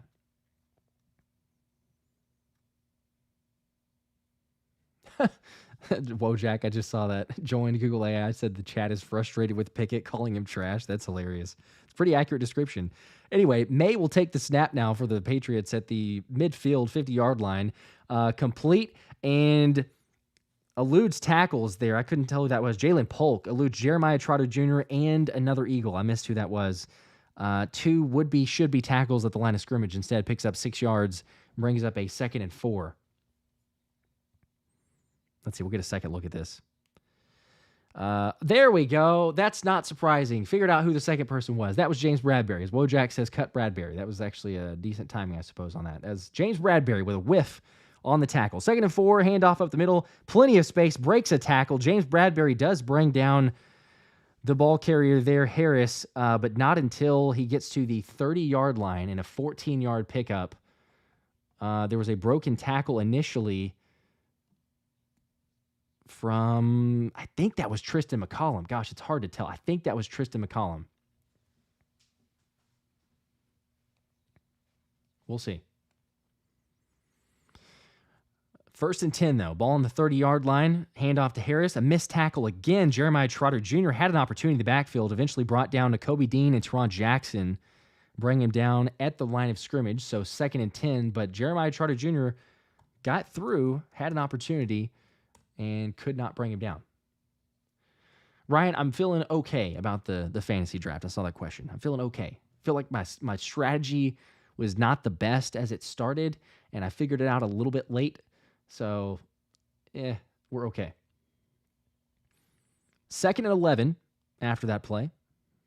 I'd say it's a 2nd and a long 10, not quite 11, but nonetheless, we're somewhere in there. 2nd and 10, snap from Maye over the middle, incomplete. Dean there in coverage along with JB, and there's a little helmet-to-helmet between Dean and James Bradbury. I couldn't tell if Bradbury is injured or just kind of shaken up and okay. That was intended for Javon Baker, not the best of throws, but he was feeling it that Dean was going to be there, so might have led to a drop. That wasn't the worst. It was catchable. It hit him in the hands. All right, 3rd and 11. 3rd and 11, 3rd and 10. Somewhere in that range. Ball on the 30. Drake Maye. Pressure coming. Jacoby on the blitz. Gets by. Screen pass. And has caught plenty of room to run. Left side 20, 15, 10. All the way up to the 8-yard line before Tristan McCollum brings down the runner there. That was perfectly dialed up right on the blitz. Jermichael Hasty, the former Baylor runner, they saw the blitz coming and immediately dialed up the screen to the runner. So that's ball on the 8-yard line. First and goal. Okay, well, now let's see what they do. Drake Maye in the gun. Jermichael Hasty to his right, handoff there, cuts up the middle, makes a guy miss, pushing forward down at the 3-yard line, and I think that was Dean who missed the tackle in the hole. I'm going to have to see the replay. I don't want to just throw him under the bus immediately. Could be someone else. Some shifty running from Jermichael there.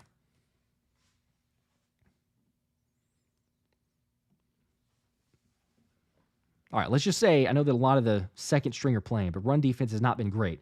Maye now under center, ball on the 4-yard line. Eagles showing blitz. They are going to blitz. Jacoby gets through, and it's eventually Jacoby and Jalyx Hunt who bring down Jermichael Hasty at the line of scrimmage. 3rd and goal.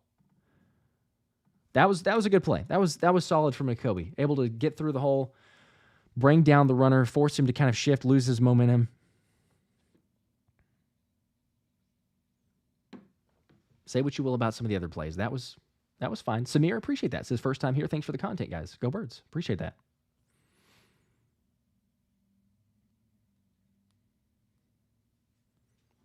Ryan Bradbury hates contact. By the way, we're getting to the 2-minute warning. So looks like they're not going to run a play until after that. So 2-minute warning in the second quarter.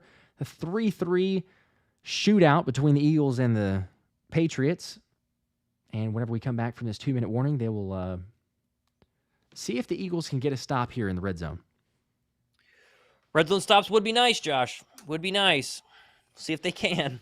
Yeah, that's it was weird. It was a couple good plays and then a couple that were like, you got to be kidding me. You know, James Bradbury with a big miss on an opportunity. Jeremiah Trotter also missed Jalen Polk. And but then, you know, kudos, credit to Jacoby. He did make one play, and then I think it was just more of a play call situation with that blitz dialed up, and the Patriots throw a screen pass for like 20 yards. We've seen that one before.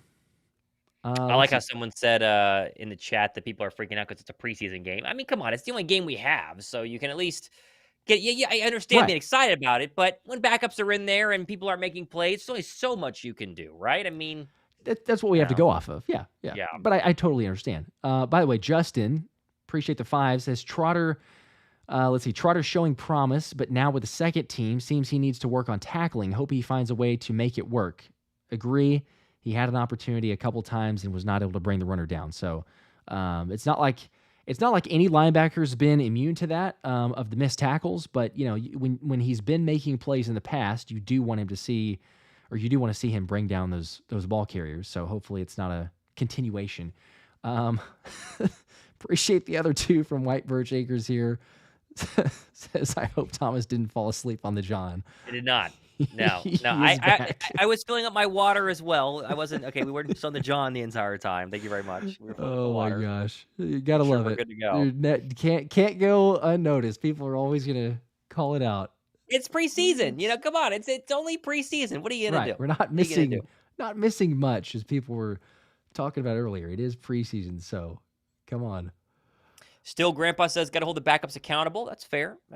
Irvin says Patriot announcers on NFL Network are absolutely unlistenable. Yeah, well, the problem. That is the problem. We've had back-to-back road games where you've had the Raven announcers and now the Patriot announcers, and they're very biased. It's like if you were a Patriot fan watching our broadcast right now, you'd be like, oh, these guys really like the Eagles. So, what are you going to do?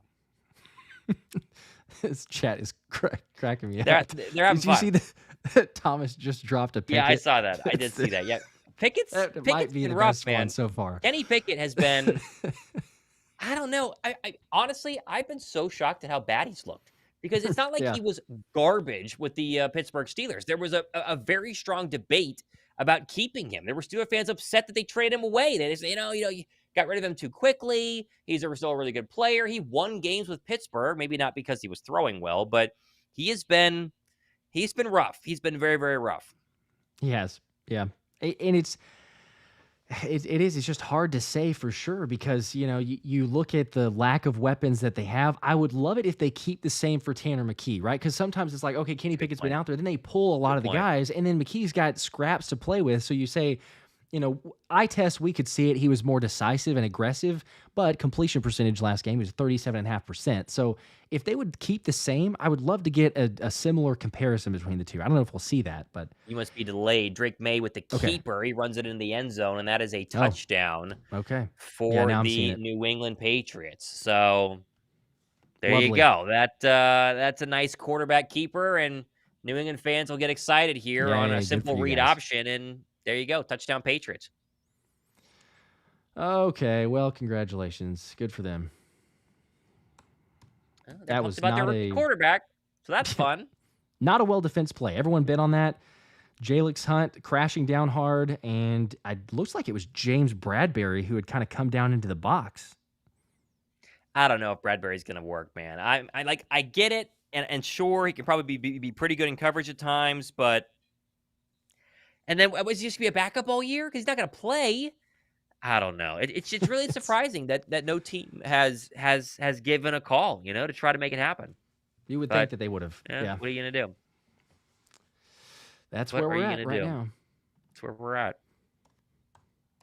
Well, you get a 2-minute offense. Not that we're expecting much from Kenny Pickett, but at least that's 2-minute offense. Sure. We'll take it. You try to look at the positives, right? Just take something away from this. Yeah, you remember, you go back to a week ago, we're watching the Raven games, and there were plenty of bright spots early on. I'm trying to think of the real bright spots in this game so far, Josh. Jalyx Hunt, I guess, has done some things. I think Zach Bond has, played well. I'm just trying to think about the storyline heading into tomorrow about, this player looks really, really good. So far, we're basically 2 quarters into this game. No one's really stood out that much. Yeah, not really. If I'm trying to think for someone, it's a little bit difficult because there's not been for a series. Bryce Huff did okay in 1 or 2 plays. Moro Jomo did well in 1 series. It seemed like, or I guess 2 series. I think he was in there for 2. It does feel like, and we've been just looking at the second string, but it feels like when Jomo's on the field, he's got a potential. I wouldn't say game wrecker presence necessarily, but like he's got a potential to wreck some plays because he's made some of those. He's put some pressure. He created some incompletions earlier as well. So yeah, but it's just very small, limited sample size. There's definitely not been a consistent theme, not nearly as much as the other guys from what we've seen so far. Someone said the Avonte Maddox interception. Sure, that's probably the actual highlight. Anytime you make a turnover and get an interception is big. Philadelphia had very few interceptions the entire course of the 2023 season. To get one in preseason is a good look, but not a ton of positives so far. So not great. No. Let's see. I got to get these 2 super chats real quick. I think I missed the the ones here. Andrew, appreciate the 5, says, I can't wait till next year when the Patriots starter is Shedeur Sanders. Better get that Lewis Parka. I don't know. I don't know if it's actually going to the Patriots. We talked about Dallas, in fact. Who knows what they're doing? They're a train wreck. But appreciate the 5. Nate also says James Bradbury needs to go. LOL, damn. And he spelled it as James Bradburied. So that's in the past tense. Like we're done. Anyway, kickoff here. Ross, refresh. Sorry. You're probably ahead. You can go ahead. Yeah, go ahead. Ross had a nice breakout to the left side. He gets about across the 35, but not a bad return there. Ross is interesting. Does he make the roster? Does he not? Ainias Smith being bad has definitely helped his chances, but will they keep Ross over an actual 2023 draft pick? That's, a big question. Overall, I don't think he will, but nice return there to get the ball across the 35-yard line. Okay, and it looks like I'm refreshed here now. I'm seeing Pickett scrambling for a gain of about 3 after some pressure. Jeez, he almost got clothesline there as there was plenty of pressure. And, of course, that happens whenever you have your second and third string defensive line in. But, as much as Kenny Pickett is going to be ripped for being pretty mediocre in this game so far, almost got decapitated again there. There's a pass complete for Jacob Harris, a gain of about 3 or 4, brings up a 3rd and 2. Time is ticking here, 1:10 in the second quarter. Philly does have all 3 timeouts. So a big 3rd and 2. Pickett in the gun, takes the snap, and there was movement, it looked like. Yep, we got a flag. False start. I think you're going to get Trevor Keegan here, and if not Keegan, multiple offensive linemen. And Kenny Pickett got hit again, even though they blew this one dead. And so 3rd and 2 is going to go back even further. I think it's Keegan. Yeah, let's see. It did look like it was a couple guys. I'm waiting on the ref to give me one. I have not gotten the update there yet. I don't know why they're taking so long on this one. It seems like it'd be a straightforward call for a false start. Might be on defense then. Did someone encroach? Maybe so. Still waiting. Here we go. Yeah. False start. A lot of talk for a false start. That was, okay. Trevor Keegan. Oh, I see. The clock was running, so that's a 10-second runoff. That's what it was. Okay. I was going to say, why on earth are they taking so long? Makes sense. That makes a little bit more sense, yeah.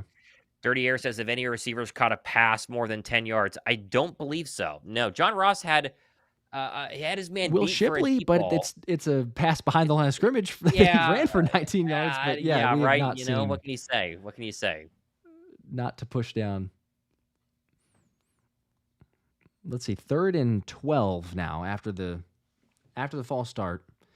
Going to be 54 seconds left here in the second quarter. Eagles still have 3 timeouts, and you'll think that they probably call a timeout, assuming that they get this first down. If Kenny Pickett completes this pass beyond the sticks, it'll probably be the furthest pass completed tonight. So there you go. Let's see, 3rd and 7 or 3rd and 7 still. Pickett scrambles, pressure forward. He does get he got a few yards. Looked like he was going to get sacked, and it's a 4th and 3, 4th and 4 looks like. So it's not a sack. It should have been, but he picks up 2 or 3 yards. Wow, there's just no time. He runs right into his offensive lineman. Like you said, somehow stays alive and gets about 4 extra yards, but that didn't really do much. And Philadelphia can wind the clock out on quarter number 2 and punt this football, or not even have to put the football away, and go to maybe some Tanner McKee third quarter action. That looks like that's what we're going to get. There's 1 second, and now we have zeros. That is it. Halftime is here. The Patriots lead 10-3. And hopefully maybe that is the last time that we have Kenny Pickett out here. So, we'll see what the offensive line. I don't know what we're doing, having a guard at tackle and a rookie out there, and they're not able to block, and there's hardly anyone to throw to. And Pickett has not looked good either way. So maybe Tanner McKee can get something going. But 10-3 for the first half. There you go. A couple of super chats you might want to run through here. Yes. Just to see what we got as well. But we'll go through our first half breakdown. Why don't you read those? There we go. Okay, so let's see. Nate, appreciate the 2, man. said, I've been a downer, LOL, but Shipley looks good, There you right? go. So there Shipley. you go. There's positive stuff. Give us something. We'll take it. Yeah, I like that. Let's see here. We've also got Christian Rivera. Appreciate the 5. Says, Pats fan here. Thanks for breaking the game down and giving play-by-play while I'm at work. LOL. There you go. Christian, we appreciate you tuning in. Hey, nonetheless, even though you're a Patriots fan, we Appreciate try to be relatively unbiased. We got a lot of Eagles gear and everything else, but we're trying to say it like it is for the most part. But appreciate the 5. Appreciate that shout out. Frankie Ray just dropped the super chat. He said, I hope someone in your life holds you like Kenny Pickett holds the ball. It's so... Yeah, that's a good one. Lovely. It's a good one. It is interesting, though. Like, would Kenny Pickett be this bad if A.J. Brown and DeVonta Smith were his receivers right now? The answer is probably no. So... But still, you got to be decisive with the football. You got to just, make the throws that are given to you. Hasn't been a lot so far. Obviously, the offensive line's playing bad, but this is now 2 preseason games where he's just not been that good. And it does make you wonder how good of a backup is he? But, he's a backup. So we're not expecting him to be the second coming of Nick Foles during the 2017 Super Bowl run, but still, it's not been that good.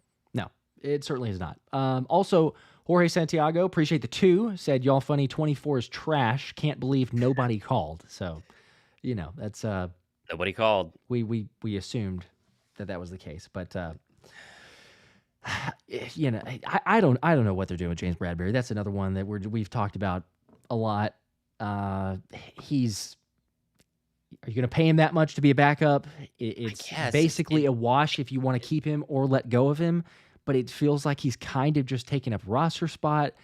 Granted, what other options do you really have at safety? Because you haven't really gone in on anybody. So I don't know. That one's really all over the place. Interesting question here from Philly K. What's going to happen if AJ or Smitty get hurt? We have no real receivers. That is interesting. I know Johnny Wilson in the 90s in concussion protocol due to something that happened during joint practices, which, was surprised that we didn't actually get any sort of indication on that. It's, Thursday. It happened 2 days ago. But behind Johnny Wilson, who has been good in training camp, yes. Has he been elite? The answer is no, Josh. Like, he's not going to come out here and, given the chances, wide receiver 3, catch 60 passes for 80 or 800 yards. It's not going to happen. Like, 25, 30 catches makes sense. Paris Campbell's not played so far during the preseason, very little during training camp due to a groin injury. Do you think they need to go out there and make a move for another wide receiver? I do, yes. I've been... love to see what you're seeing from Johnny Wilson or hearing about that. Regardless, before the injury, now with this, there's probably a little extra concern, but still, you look at this offense and you don't necessarily want to just go, hey, well, we're dealing with some injuries, so we need to insert Johnny Wilson. Like, you don't want to be in this spot where you don't have a luxury of having the potential. You just have to say, well, hey, good luck. Let's have Johnny Wilson produce there. If he does, it's great, but I would go out there and try to make a trade. And I don't know that we necessarily need to make a big-time trade. I've seen all sorts of names thrown out there. At the same time, if you want to absolutely shore up this offense in the one area, and it kind of helps you, for one, with wide receiver 3, but it also definitely helps you if Smitty or AJ were to go down for a couple games, is you make a trade for, what does Carolina want for an Adam Thielen, perhaps? You make a trade there. Do you look at that? If you want to go big time, I've seen people saying, like, oh, hey, let's look at Tyler Lockett. Now, that takes a lot more. If you want to go crazy, it's not impossible, I suppose. But, Adam Thielen's he's one of those vets that, like, you can trust him. It feels like he'd be a good locker room type of guy. He doesn't need targets. He's willing to work. But if something were to happen, and even whenever he's here, if there weren't injuries, he would, I would assume, automatically get inserted as wide receiver 3. So that's a name. It's one of those kind of a little bit higher tier than what we've talked about with like a John Mechie or a Noah Brown, Texans receipt, Robert Woods. Just name one of them and potential. But yes, I think for sure, as of right now, what we've seen and what we continue to see with even just a little bit of injuries, you want to. You put so much time and investment in this offense. You don't want one injury, and I know that it can offset a lot, but you don't want a key injury to be like, okay, well, dang, now we need to make a move when you could go ahead and do it already. So I don't know if I have like a favorite, because I've just thrown out so many different names, and every time I'm like, oh, I could be interested there. Oh, I could possibly see that one. But I definitely think that Howie's going to be having to make a move for one of those. Solar Shockwave says Hunter Renfrow in the chat. I think the problem with Renfrow is he doesn't solve the issue of if an injury happens, right? Because Renfrow is purely a slot player. He's not going to play on the outside. And you kind of have Britton Covey to do what you would also have to pay Renfrow to do, right? So it doesn't make a ton of sense, even though I'm a big Renfrow fan and I'm just shocked that he's a free agent. I mean, the guy had 1,000 catches 2 years ago and was in the horrific Raider offense last year that didn't give him really any sort of opportunity to make plays. Not like he had a bad year. He just wasn't really throwing the football because the quarterback between Garoppolo early on, O'Connell later on, they're just not good. So, signing Renfrow is fine. I would be excited. It's another receiver.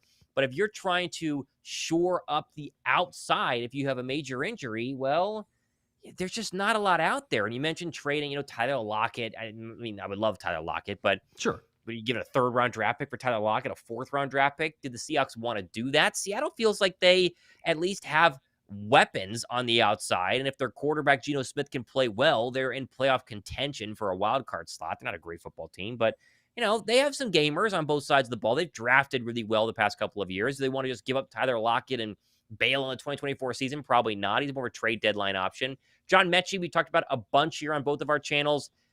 They're obviously have a plethora of receivers in Houston. Mechie's kind of the odd man out. Reunited with DeVonta Smith, Alabama teammates. Sure. I think it makes sense, but they haven't done it yet. So, there's obviously some reason why. So we're at the point right now where unless Howie is seeing the same things we're seeing and going, yeah, I'm trying. I got to wait for something to happen. I think they feel confident and where they're at right now because, if they don't have any sort of injury, if the receivers are healthy the entire year, you have 2 incredible all-world receivers on the outside and A.J. Brown and DeVonta Smith. Goddard is a 3rd receiver who's going to be utilized a ton more in the passing game this year. We've heard that time and time again, at least from himself and Kellen Moore and, even I mixed in Nick Sirianni the past couple of weeks. So you have plenty of receivers. But, again, if Ronnie Wilson doesn't pop year one, which most rookie receivers, especially late-round draft picks, do not, Paris Campbell holds down the 40, got benched last year with the Giants. Not really strong receiving core. It's interesting. It's very, very interesting. It's slim pickings. If you're at that point, that's for sure. Philly Don, appreciate the 5. Didn't have a comment here, but I saw a comment later talking about Pickett's done. Do we have someone else as our 3rd if we release Pickett? We're not. I mean, we're not releasing. They're not going to release. They're invested in Kenny Pickett, despite how bad he may look. He is going to be at worst QB3. I feel like he's probably going to be QB2, even if the stats and even if the eye test doesn't show that. I think they're going to be committed to him this season. They made that trade. We'll see there, but I understand the frustration, I suppose. Nate, appreciate the 5. Talking about the wide receivers, says, I don't think we need any more wide receivers. In my opinion, we have depth with talent and enough talent to take focus off the wide receiver in certain plays. So I can understand the line of thinking there. You just have to use, Kenny Pickett on the field or Kenny Gainwell on the field, Will Shipley on the field. You're going to maybe have 2 running backs at once. Kellen Moore did allude to the fact that, you might see the 2 running backs set out there and try to capitalize on some receiving ability. I think it'd be cool. It'd be fun. Sure. It's not like it doesn't work sometimes, but to say that is enough of an answer when you don't know who that wide receiver 3 is, I still feel like you need to make a move on that side. So I'm with you as far as, what you were bringing up for the different potential targets and who you could get on that side. Jeff, appreciate the 2, says, what do you think of Nakobe Dean so far? How about that one? Nakobe Dean. We haven't seen much, but he's been fine. He hasn't done anything wrong. A play that stands out as an open field tackle against a very elusive and underrated runner in Drake Maye. I thought he had a really good job there to make sure the quarterback didn't spring what was eventually a scramble drill for 10 or 15 yards. He hasn't been incredible. Jeremiah Trotter Jr., you think about last week where he had the team high in tackles there in the second half. He had a sack. He was just making play after play after play. There just hasn't been a flashy play so far for any Eagle. They can't get anything going on offense. The only real play of the night is a Avonte Maddox interception where Brissett makes a really bad read and throws it right to him. Good play by Maddox, but still, besides that, it's been quiet. And so, Josh and I are always thinking about what we're going to talk about during our recap shows tomorrow, and it's been lackluster, but it's also preseason, And I'll be honest, I think the big takeaway is the fact you didn't see offensive starters playing this football game, Josh, telling me they got to play next week. They got to play next Saturday just to make sure they get some sort of reps in the preseason, because I don't want a slow start versus Jordan Love, who already has played in the preseason and is going to be a very, very tough test for the Eagles in 23, 24 days from now in Sao Paulo, Brazil. Yeah, it's, it wouldn't surprise me, though, if we don't see them. I agree with you that it would be nice to see him for one drive, but I there's half of me questioning or wondering if Nick Sirianni is going, no, we had joint practice. Like, that was good. That was solid. Probably does. We'll be fine with the offense. We'll be okay. It'll work out. So I don't know, but I would not mind seeing that for sure. RJ, appreciate the 10. Said Bradbury let Drake run it in and has been getting cooked since the first throw of the games. That's, he's not looked great. Great. He's whiffed on some tackles. He did allow that touchdown on the keeper there. So to your point, Jersey-born Philly fan, appreciate the 2. Says Pickett is not it. Disappointing as QB2. That's another one. Yes, we've seen and heard lots of the non-support many times. Kenny Pickett. Philly Don 23, appreciate the 5 more. Says bring back Mills, cut Bradbury. Mills has got to be better than what we're seeing out of Bradbury. Now that is an interesting point to bring up. You talk about the goblin there. I'm going to let you answer this. It looks like we have like a minute or two before this joins. I'm going to take a quick break if you want to answer this, then I'll be right back. Bradbury's one chance to save face, I would say. Tackling is this and that. Avonte Maddox isn't a great tackler, and they like what he's doing as a backup safety. He had to be great in coverage. Bradbury had to be really good in coverage in these preseason games against backups. The majority of the people he's playing against has been backups, and he's just not been that great in coverage either. And sure, he's transitioning to safety. It's hard to do, but I'm with a lot of you guys. You're paying him a lot of money to essentially ride the bench this year. He's going to be a bench player because hopefully you don't have to have him play just due to injuries. And I think even if you were to have an injury to Gardner Johnson or Reed Blankenship, they'd probably roll Avonte Maddox or yet to be seen, Cooper DeJean, who's played nickel, he's played outside. They've had him, at times play at safety, at least during OTAs and minicamp because he hasn't played so far during training camp. But I agree. And saying Jalen Mills, listen, the name sounds good. Won a Super Bowl as a cornerback with Philadelphia, Green Goblin, all those things. Over 30 years old now, and wasn't that good the past couple of seasons. It's not like you're getting, the peak prime Jalen Mills of the past. You're getting an older Jalen Mills, a wiser Jalen Mills, but somebody who does have a lot more safety experience than James Bradbury. And so again, right price, right time. Maybe you make a phone call. It can make some sense, but they have enough safeties on this depth chart, including, of course, Cooper DeJean, to where they're probably feeling confident they don't need to go ahead and bring in another person this far into training camp, because training camp is only a couple of weeks from being over. You're basically 2 weeks away. Preseason game, cuts will happen after that. All the cuts will happen on the same day. We used to kind of go from 90 to 81 to 70-something to 53. Like, they would work it down. That, gone are the days. It's going to be the one final cut from 90-something down to 53, and I think a lot of the Eagles you're going to see in the second half, obviously, are going to be let go. First half highlights, or first half stats, 22 yards rushing for Philadelphia, 43 passing, 65 total yards on offense, 2 for 7 on third down. They do have the 1 interception, which, again, has been the lone highlight so far of this one, but it's going to be very, very interesting to see what they do in the second half. Philadelphia get the football. Will it be Tanner McKee or Kenny Pickett? Kenny Pickett did start the third quarter last week, and I think you'll probably still see him unless they want to give Will Grier a run in quarter number 4, which means you'd run McKee right now. So we'll see who trots out here as the Patriots broadcast network is showing us the McCourty brothers. And good news is we should see a lot more Drake Maye, and you're going to see Kendall Milton, their quarterback, who people really like out of Tennessee, play probably later on in this game as well. So getting pretty close to starting this one as Philadelphia is back ready to return the brand new kickoff. And Josh, make sure we're synced up as we're about to get this second half underway. You may want to refresh. Looks like there was a return just now and up to the 22-yard line for the Eagles.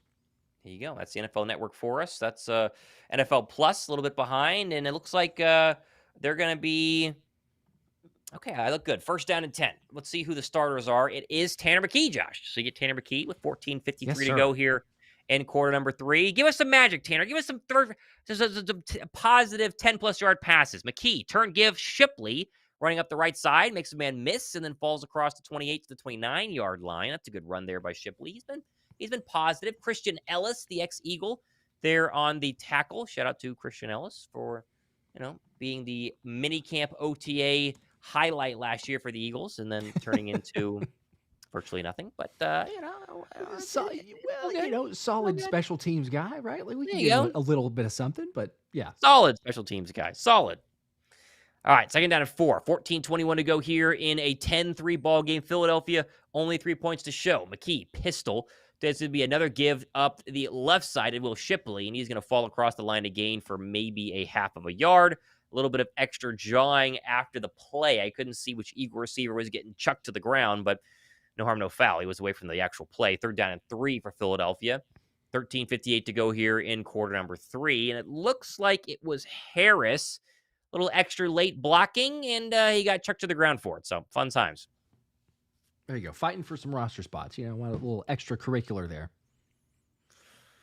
Who do you think is more explosive, Saquon or Shipley, says Jason? I would think Saquon Barkley. Let's hope. Let's hope $13 million is a lot more explosive than $900,000, but we'll see. 3rd and 3. Play clock winding down. In the gun. Mekhi takes a snap. Here comes a blitz. Mekhi looks right, throws right. That's going to be caught. What a pass. That was really well done. E.J. Jenkins on the deep out. That's a gain of 20. And your first positive play through the air comes through the arm of Tanner Mekhi. And that is a fantastic pass. Like, you cannot put it any better, because that was really good coverage, actually by the Patriots defender on that play. But right there on the outstretched arms, where only the receiver could get it, 2 feet in and out of bounds, great play. Very well done. Yeah, you're talking about a timing play there by a quarterback to his tight end, and some good connection from your 3rd-string quarterback in Tanner Mekhi. All right, Shipley going to get a play fake now. Mekhi to throw, looks right, throws, that's caught again. And this is going to be Joseph Ngata for a 1st down. And just like that, Tanner Mekhi has had way better passes than Kenny Pickett to start the 3rd quarter. And Drew Parker says, or who was that? Someone said GG for Pickett, says Patrick, which I agree. It seems like everybody continues to bail on Kenny Pickett, and Tanner Mekhi, the big giant pass-throwing Stanford Cardinal, has been pretty darn good through 2 throws so far tonight. I had to go ahead and just throw up the breed of 1 graphic, even though it's for Jalen. Tanner's playing fairly well so far. 1st down and 10 inside Patriot territory. Another pistol pass here from Pickett. All data throw. Now stops and dumps it off underneath to Will Shipley. That's caught for a gain of about 4. Much better offensive line play so far here in quarter number 3, which I'm sure Kenny Pickett is not pleased, because his offensive line was struggling for him, and Pickett and Mekhi, has had some pretty good clean pockets to stand up and make throws from, but he's 3 for 3 so far, a 5-yard gain, 2nd down and 5 now, and a 10-3 ball game with 11:56 to go in quarter number 3. He is, but to be fair, it's been the same group out there, so, they maybe picked up the slack a bit, but same group.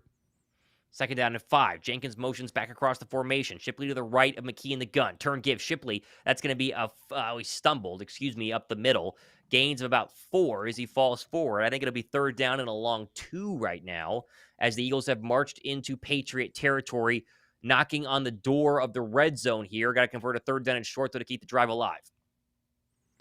Also, quick shout out to Edward for the super chat. Appreciate the 5. Says, I think we need to cut Pickett some slack. This was back before, but just getting to these. Said, forget he's got no wide receivers to throw to, and that backup O-line is brutal.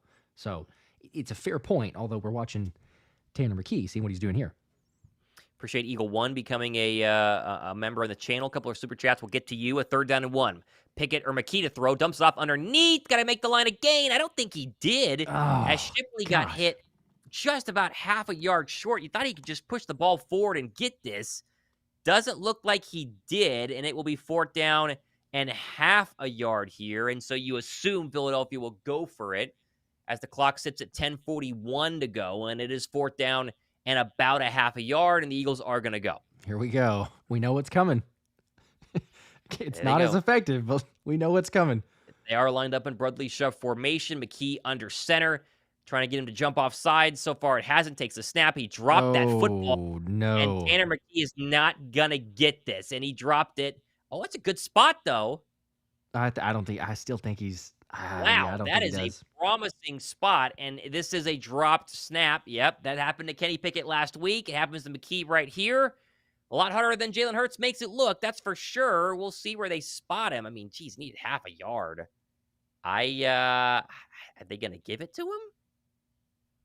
I guess they're going to measure it, I suppose, but that's a really good spot. I doubt they're going to. He's not close. He is not close. When you drop the snap, all the timing goes wrong. I mean, it's just not good. And I think that they officially have called this as a turnover on downs, and so I don't think he got it. Nope. Right call though. I mean, he didn't get it. Honestly though, it was a solid drive. So up to that point from Tanner McKee, you did think that Will Shipley should have gotten that first down, and he got tripped up, was not able to pick that one. But so far, you see immediately, as soon as Tanner McKee's in, there's more decision, there's more decisiveness, there's more confidence, there's more aggressiveness, which, okay, sometimes maybe that could hurt you, but so far from what we've seen in the preseason, it's like, hey, at least you're showing me something. At least you're pushing the ball down the field and trying to make something happen.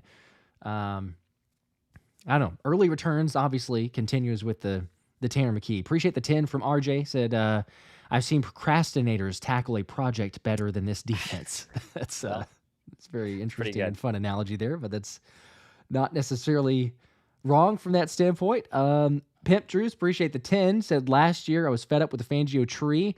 Now that he's here, I love his honesty and old school approach. I look forward to his pressers after the first half performance. I agree. It's the honesty and the pressers alone are very refreshing. Very refreshing. Also, it looks like John Ross has been taken to the locker room. He has walked himself to the tunnel. So Brandon Lee Gouton had that report from Bleeding Green Nation, but no more John Ross, most likely the rest of this game. So, oh boy. Okay, so Johnny Wilson already out. John Ross taking himself there. The lack of wide receiver 3 potential. Not a lot. You kind of need to make a move. The writing was on the wall. You kind of definitely need to after this point. Austin, appreciate the comment here. Member for 2 months now. Hungry Dogs here, but said, I expected more from this team after all the heat around joint practice. I hope we see a whole new team during this second half. Go Birds. And I'm just getting it to for all the other super chats too. But yeah, but again, it's the backups. You've got different players playing with each other. The main report was that the starters were dominating the other starter, right? Like the Eagles starters were dominating the Patriots starters. When it comes to backups, I mean, I'm with you, Austin. Like, yeah, I want to see the backups still go out there and be like, okay, great. We have so much depth, and this squad can just run over anybody and, no issues. But, it comes down to the starters. They were able to get it done at least. But, yeah, definitely not to the same extent so far in this game. No, it has not been the same extent, but what are you going to do? Appreciate everyone watching, by the way. We get some more thumbs up. That would be fantastic. We're over 1,200 and 75 people who have been watching with us right now. And now, of course, we get back to Gillette Stadium as they've come back from commercial break. And it will be the Eagle defense back out there following the turnover on downs by Tanner McKee and that defense. So here we go. Still Drake Maye under center from the Patriot 36. Drop the snap. It's a fumble football on the ground, and the Patriots are going to have it. So fumble Rooski so far, I should say a lot of fumbles from both quarterbacks, as that's a loss of about 4. 9:48 to go here, third quarter. This is just a bad drop by Drake Maye. Yeah, I mean, it didn't really go anywhere. Nolan Smith had a chance, but not close enough. And second down and long coming for the Patriots.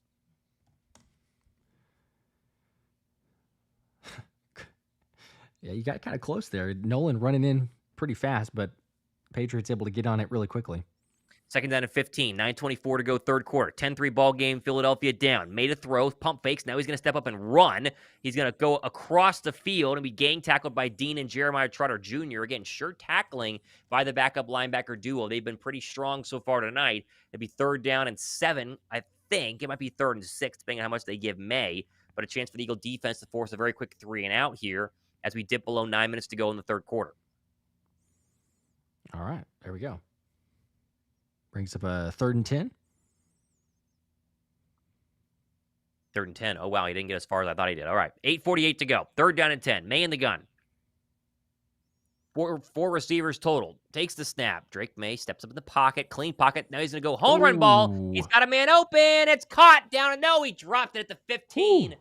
Boy, that was right in the hands of Baker. Kelee Ringo I thought he caught closed pretty quickly. That was very close. That was very close. It's a great diving attempt, hit him right in the hands, and then he just loses it as he's going to the ground. But he had a step on Kelee, really good throw there, but not able to haul it in. Pretty clean pocket here, and you mentioned it. I mean, Kelee is close, but not in the best position, and that hits Baker right in the arms and just doesn't survive the ground. He even had two hands on it there, and no harm, no foul for Philadelphia. 3 and out. Here comes the punt from New England. gets it underway. It's a low knuckle ball. It's going to take one hop and caught. Ainias Smith running out of bounds across the 20 to the 23-yard line. And back out will come everyone's favorite quarterback, Tanner McKee, for a second drive of the night. Everyone's favorite quarterback in this game. In this game. Just right, in this game. Jordan Patrick, what's up, ladies and gents? I am back. We appreciate that. Let's see. I thought there was another one on there. Does Nolan Smith have pass rush moves? Josh, you can answer that one. He does. Does he have the repertoire of, I don't know, insert somebody else. If you want to say a Nick Bosa, Myles Garrett, no. Micah Parsons. No, he's not anywhere close to that. But he does have some pass rush moves. He's been working on the counters because it was only the basically the shoulder dip, right? That was the only thing that he had last year. Sure. That's what he used to get the first sack in the preseason game. It is probably limited, so we're trying to be patient with it. But he has been working on the counters, so I'm expecting a little bit more from Nolan Smith. But again, this is a guy that I think it's going to take more time if you're talking about you want to see him have 3, 4, 5 pass rushing moves, because even at Georgia, he didn't put up the best stats. He was a good player on that defense, but he was more so hey, you can count him on run defense, and he's going to pick up a sack or two just based on his athleticism. He wasn't oh my gosh, he's got the full repertoire of pass rush moves coming out. So I think it's you put him in the right spots. Fangio can help him maximize that production, but yeah, as of right now, would I say he's got, I don't know, maybe 2 pass rush moves, the dip of the shoulder, and then the other one that he set Lane up with from the other preseason game where it's the fake outside and quickly juke back in. So at least it's something. It's not nothing, but yeah, he's not a full 4 or 5 pass rush moves guy. Shout out to Stoney. Appreciate the 5 gifted memberships. So there you go. 5 individuals got memberships there. Congrats to you guys. Quick little subtle plug. We're getting closer on my channel to 60,000 subscribers. And when we do, we have the signed Brian Westbrook jersey to give away. That'll be happening hopefully here pretty soon. See it up on the screen right there. Just waiting. It just sits here. It's waiting to be given away. And also have 2 tickets to Eagles versus Falcons, which got a little more interesting the past couple of days because the Falcons have some pretty good new additions on defense. That's also the Nick Foles retirement game as well. Once we hit 60K. So you're not subbed yet. Got to be subbed to have a chance to win either one of those and give it away here soon. There you go. And who doesn't want that? Honestly, it's not impossible, I suppose. You could win both. You could sub, technically, and you could win the jersey, and then you could also win the tickets, and you could show up in the jersey with the Brian Westbrook sign. Doesn't get much better than that. Pretty mad, but yeah. If you do that, you should probably go buy a lotto ticket. But I would do that impossible. Immediately. I would do that absolutely immediately. But what are you going to do? That's a Falcon game, man. It just be. Before Kirk Cousins, before Judon, it was going to be a pretty easy game, right? You go all the way to Brazil, you play a tough one versus Jordan Love, and then you come back and play an easy Falcon. That's going to be tough as we get back here for the first drive of the second drive for McKee. Deep shot, right side. That's caught. Back shoulder, Joseph Ngata. They threw a flag, though. I think it's going to be pass interference on the offense. That's a 30-yard gain if it stands. The Ngata-McKee connection been pretty good so far. But this looks like offensive pass interference for a push-off. Let's see. No foul. Oh, it's no. First down. Okay. Picked it up. Wow. I like that. Wait, did they say he didn't catch it? I might be. He said second down. Really? There's no way. He caught it, right? I think he just misspoke. Surely that's a. Well, the clock stopped, and if he caught the ball, they would have blown it to continue on. They really call that. Of course, they're showing some random Patriot fan in the crowd, so we don't really know, which is okay. They caught it. I might be a little bit ahead of you, but they're back at the line of scrimmage, so they caught it. Go for it. Or they marked it down. So I think he misspoke as second and saying second down. So first down handoff looks like Lou Nichols up the middle, gain of about 3, so brings up a 2nd and 7.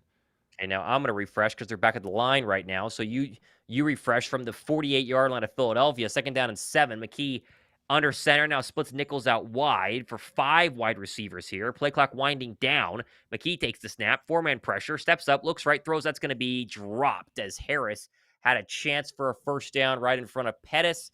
It falls to the ground. It'll be 3rd down and 7. And the receivers continue to they've not had the best night. They have not had the best night. Jacob Harris was not really going to have a great opportunity to make the roster. He's had multiple drops in consecutive games, so he's not helping himself. But, with the injuries, the concerns you have at the wide receiver position, just kind of continuing that. That's not the best scenario. Ooh, super chat here from Andrew. We'll get to that in a second. Let's go to a 3rd down and 7 from the Eagle 49. Mekhi in the gun, Nichols to his right. Low snap, picks it up off the ground. Very clean pocket. Looks right, throws. That's going to be caught. Look Joseph at that. Ngata. Wow. Okay, so that has turned into the story of the evening so far. One of the Eagles' backup receivers trying to make the roster, and now with an opportunity with a lot of players out, he's having a pretty good night and some pretty good connections with his third-string quarterback in Tanner McKee. You figure these guys are throwing to each other a lot in training camp, but a good connection there. Gain of 15, 1st down and 10, and a handoff to Lou Nichols up the middle. And he gets about 4. So it'll be 2nd down and 6, 5:50 to go, 3rd quarter. Joseph Ngata, Josh, he was on the practice squad last year. Yep. He hasn't done much during training camp. Like, this is not like some sort of, he's been pretty darn good. But so far tonight, he's been the best receiver on the football field for Philadelphia. As they go hurry up now. Now McKee slows things down just a little bit. 2nd and 7, 6:30 to go, 3rd quarter, 10-3 New England. Philadelphia yet to get in the end zone so far tonight. As McKee changes things up at the line. 10 on the play clock, in the gun, takes the snap. 4-man pressure, steps, throws. It's going to be a dump off to Nichols, and he's hit immediately. Might have gained a yard. It'll be 3rd down and 6. Good tackle there by the Patriot linebacker. Yeah, I mean, even on a play like that, though, you see the processing, the confidence, decisiveness of McKee of where to go if nothing's happening, just dump it off quickly and keep on moving on. It's just totally different. I know we already felt this way, but Tanner McKee should be your QB2. I don't realistically think that will happen because of how they value Pickett, but he should be QB2. I agree. 3rd down and 5, 5:46 to go. McKee takes the snap. Again, a 4-man pressure. Slides to his left. Now fires across the middle. That's a catch, but a yard short of the line of gain. That is Lou Nichols really about a foot away from making it a 1st down. And you figure they failed the brotherly shove last drive. Do you do a brotherly shove this drive? Looks like they're going to keep the offense on the field. I mean, I don't know if you keep him on, or I don't know if you do brotherly shove with how Maybe the not. lack of confidence, and we've seen Tanner They're McKee not in the lining Ravens up. game. Okay, I was going to say, Brotherly shove. his brotherly They're in shove is shotgun. awkward because he's a much taller and lanky quarterback. I don't know if I love that play call, so this is great. Really over 2 on 4th down so far tonight. 5:07 to go on a 4th down and 1 from the 31. Here's a handoff to Nichols. Oh my gosh, I don't think he got it. Barely. I don't think he did. That spot is going to be very close. Jeez, you need a yard, and if you can't get a yard, where are they going to spot this football? Nah, The line to he's gain gonna be is the 31, and yeah, this is if it truly is the 31, then he's about a half a foot short. And they're going to measure. Yeah, they're going to measure it, but I think he's short. I think he fell just right before, and he's running up behind. I think Trevor Keegan was one of those guys trying to get a push, but they're going to measure it here as they do. Appreciate Andrew with the 20 bomb. Says, good morning from South Korea. Love waking up and being able to watch y'all. Can't wait for it this season. And then says, go Birds, fly, Eagles, fly. So go Birds. Good we morning appreciate that. From South Korea. How about that, huh? There you go. Here comes the measurement. I don't think he got it. I don't think he did Still either. waiting for the chains to officially give us a take a few links out of that chain. He did. Wow. He got it. Wow. By about that much. That's a generous spot. That's a very generous spot. Okay. Wow. That's surprising. Okay. I really didn't think that was going to happen, especially where the spot was. Which is, always the case in point. They say don't necessarily go all off of the yellow line on the field, but based on the yellow line that I was looking for, or I guess it turned into a red line whenever you go on 4th down. But I was like, that's definitely short. But he got it. Keep it up. Let's go, Tanner. Tanner is going to help us hit this parlay, everybody. So let's go, Tanner. Clock starts running with 4:36 to go. 1st down and 10. Eagles at the Patriot 31, and now we have a timeout on the field. I am not sure. I think they're giving the Patriots a timeout. No, they're challenging. Great. So we're going to delay this a little bit. And it looks like Gerard Mayo has thrown the challenge flag, which gives us more time to hit some more super chats. There you go. Let's see. 5 from Justin. Justin, appreciate that. Says, what do we make of Nolan Smith so far? Seems he is struggling tonight. Is it a problem he is doing good in camp, but not now? I'll take that one because Josh loves Nolan Smith with all of his heart and wants Nolan Smith to be a very good player, which can't blame him. We all do. But what we've seen so far, the first 2 preseason games, has not been very impressive for Nolan Smith, right? I mean, he is a backup player playing against backups and not making a ton of plays, right? You would think if he has had this massive jump, he wouldn't, 1, be playing into the third quarter of these football games, and he wouldn't, 2, not be making a lot of plays, because if he was, overmatching some third-string right tackle of the Patriots, he'd be blowing him up. He has had his moments during training camp. We're not saying that he's a bust. I'm not saying that they should give up on him, but you want to know what I make of Nolan Smith? I think unimpressive. I think he's been unimpressive so far in these preseason games, and bust is a word you can't throw around in year number 2, but if we get to the end of the season and this is what you've gotten so far, the bust word is going to come out in a very big way when it comes to a 30th overall draft pick in Nolan Smith. Okay, well, since I'm the moderator here, Thomas, we'll see you. Thanks for hanging out with us. Good night. Sorry. No, I can understand the thought. I am the eternal optimist, especially when it comes to Nolan Smith. But you're right. You have not called his name much. He's made, I think, one fairly solid or solid play against the run. But other than that, it's not been the pressures. We've called Jalyx Hunt name. We called Moro Jomo's name. We've called, I'm drawing a blank. We called a couple other pass rush. Who was it that got the sack or close to the sack? Bryce Huff was obviously in coverage. I think Patrick Johnson has been better. I mean, honestly, I think he's been probably better. Has. Yeah. Especially if we want to talk about just a pure pass rush and nothing else. Yeah. Now, I don't know if Fangio looks at Nolan and says, yeah, but I like the athleticism in terms of more coverage and a hybrid off-ball linebacker that I can blitz and use in a different format there. But as much as I hate to say it, yes, if we're talking about pass rush, for sure, Patrick Johnson's proven so far in a small amount in preseason that, I mean, he's been better. He's made some plays. He's gotten to the quarterback. I don't like to see it, but yeah, I mean, realistically, I gotta be honest. Yeah, it's not what you want to see so far. So yeah, I don't know. Hopefully that changes, but looks like another super chat. Yes, there we go. As it looks like they're coming back from break. We'll get to that in one second. But the super chat from Clipsets, appreciate the 5, said, love from North Philly. Go Birds. So pumped for the season. We are too. There you go. Also, shout out to Eagle One member for 9 months. Says, big time. Pick it to the Vikings.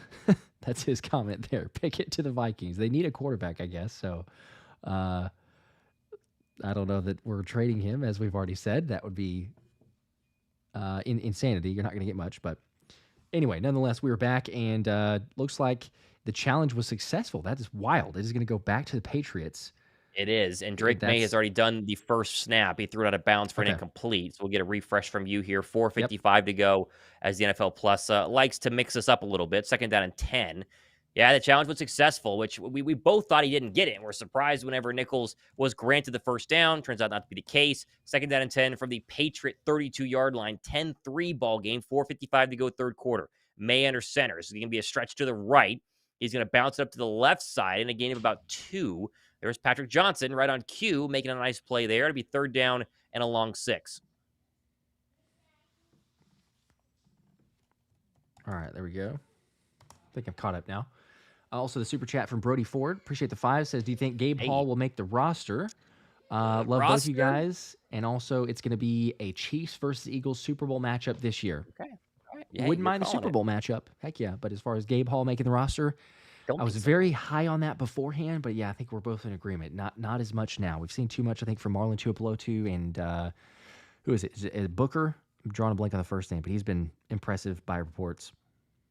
3rd down and 6. Throw right side to Baker. It's incomplete, but there's a flag. There you go, Josh Jobe on pass interference, and yes, that is the case. Lovely. It's crazy that Josh Jobe had to play during the regular season last year, and he's not going to make the roster this year. He is not making this roster, no matter really what he does. The remainder of the season, they have way too many way too many cornerbacks ahead of him.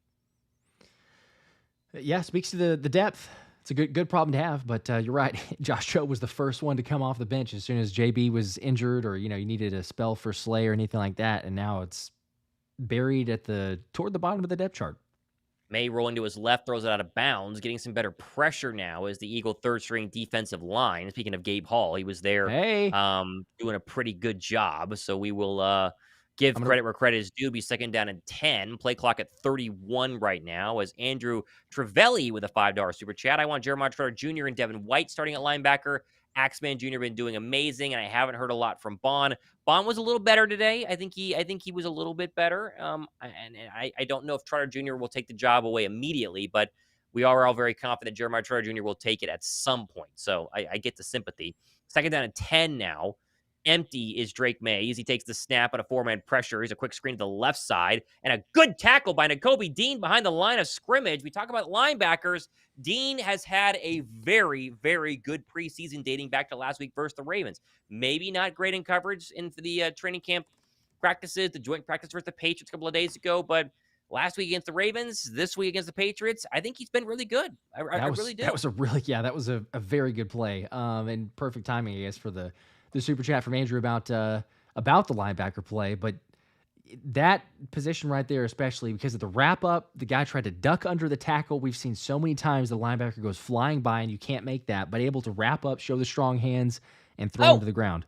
Hey, Nolan Smith with a sack of Drake Maye. There we go. Every single time we doubt my man, he comes up with a sack. Wow. And right on cue, I get to play the sack graphic. Here we go. There it is. Wow, he was chipped too and still made it back for the sack on Drake Maye. All right, well, I ripped him a couple of minutes ago. He hadn't done much. There is a play much like the third quarter last week. He got a sack. Nice play there by Nolan Smith, and thumbs up for number 3 getting a sack. He's going to like that one. Yes, if you're not already. Hit the thumbs up. Hit the like button. Nice. Smith back deep to return this punt. Gets it away at the 30-yard line. 2:42 to go third quarter. Smith is going to let this one bounce. Takes a favorable Eagle bounce out of bounds at the 23-yard line. And back out where come Tanner McKee with work to do. Down 7 with 2:37 to go in the third quarter of this second preseason game for the Philadelphia Eagles.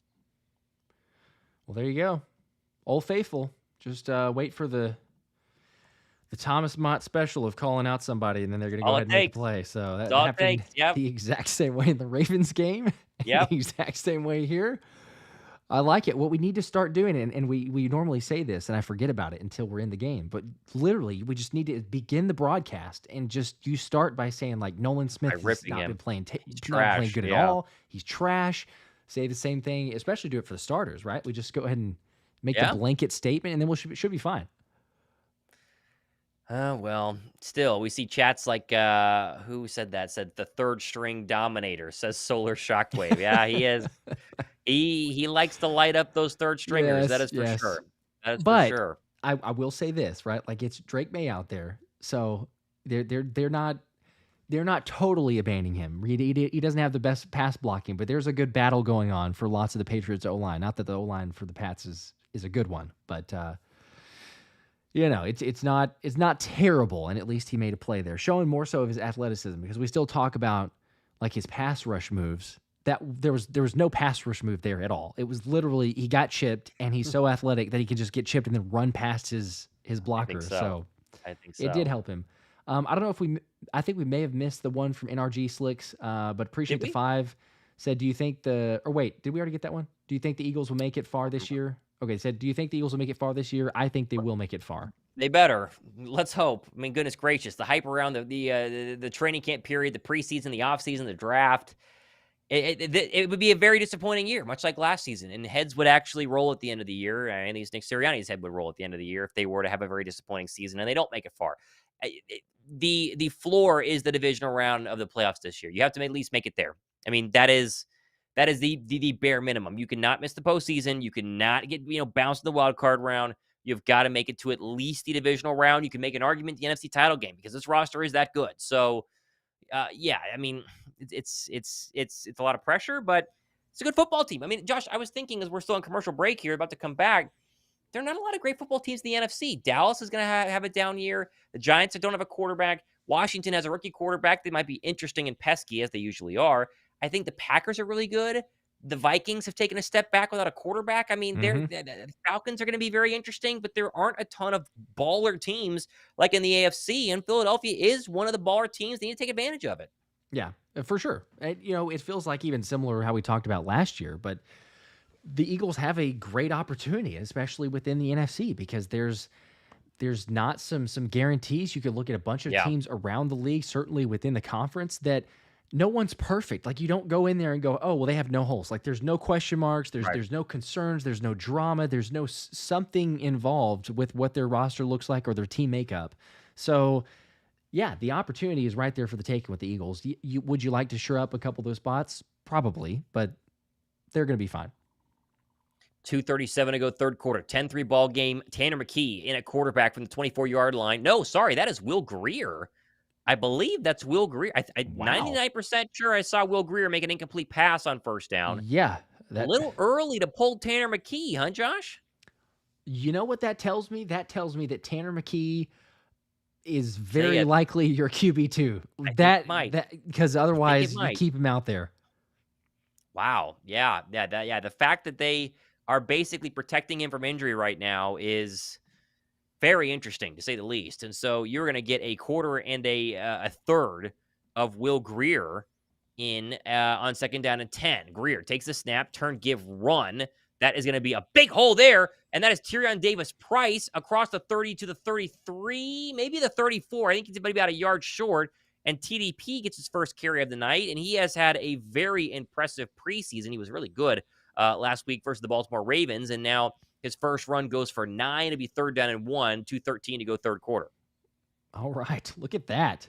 TDP was, like you said, great in the last game. Really I am still fascinated that we're seeing Will Grier here. I did not expect it to be that early because, I mean, Kenny got a lot of, it was a full half of play. Yeah. And I would say McKee showed enough to not even get a quarter's worth for them to say, you know what? Nope, Tanner, you're done. We know that we have too much here as far as a potential with a QB2, and we don't need to get you injured. It's like Will Grier could not get him lined up in time, and so timeout is burned by Philadelphia. So we're still waiting a third down and 152 to go here in the third quarter. Ray Gerard says, gotta love Patriots TV interview versus football coverage. Yeah, it's the preseason for you. They got to interview their guys instead of showing you what's going on. So, that's why you watch here with us, because we at least give you Eagles content during the TV interviews. But Philadelphia, of course, burns the timeout. It would be nice if they could get a touchdown in this game, Josh. That'd be very fun.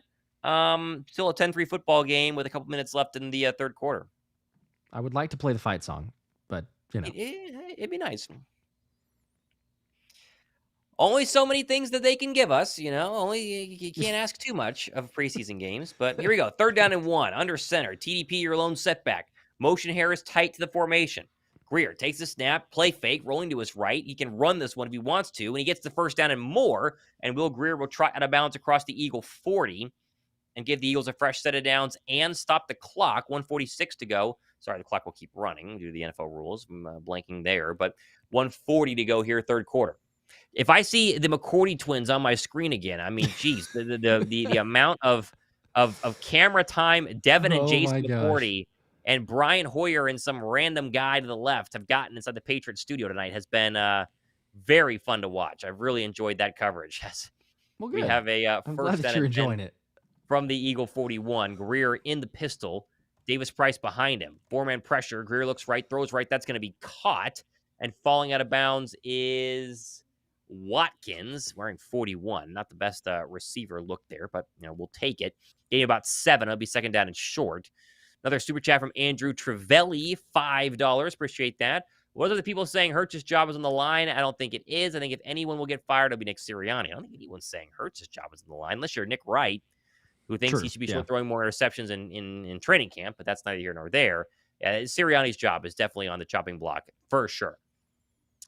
Second and 1. Grier in the gun. 44 seconds to go in this quarter. Turn, give, Price. Trying to find some room, and he does. There's a first down. Tyrion Davis-Price across the 40 and into Patriot territory to the 39-yard line.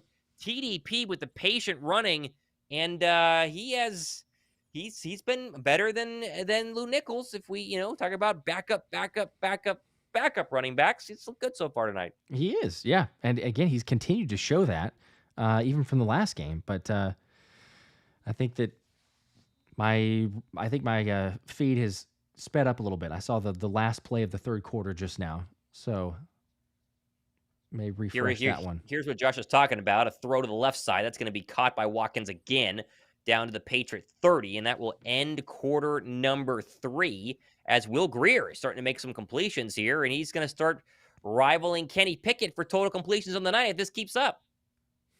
How wild would that be? Did anybody have Will Grier as the leading completion guy for the Eagles? I didn't have that on the bingo card.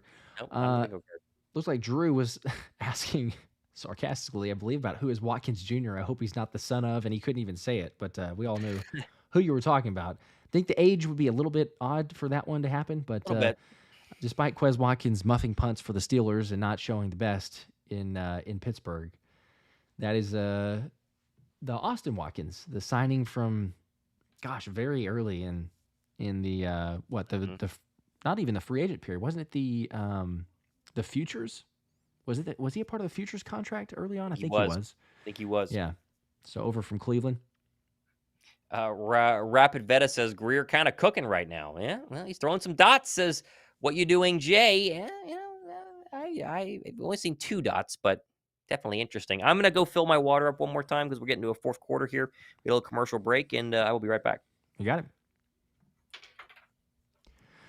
Shout out to all you guys in the stream, by the way, too. Really quick on the spamming, so I appreciate all the moderators. You guys are on your game. You're getting it really before I can as well, so kudos to y'all. Let's just say you're not missing it like JB. Doing a little better than James Bradbury is. So, fourth quarter.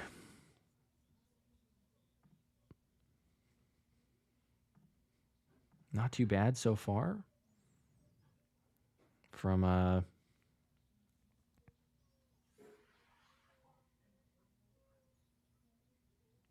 Mekhi getting pulled really quickly and Grier getting in. That's, like we were saying earlier, kind of interesting timing, but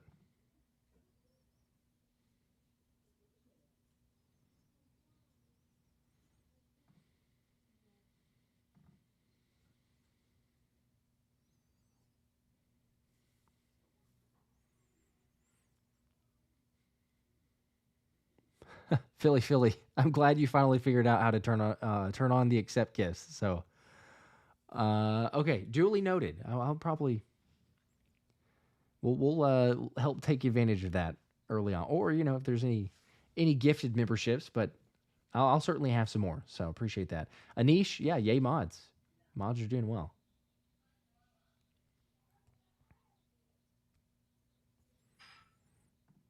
All right, looks like we are back.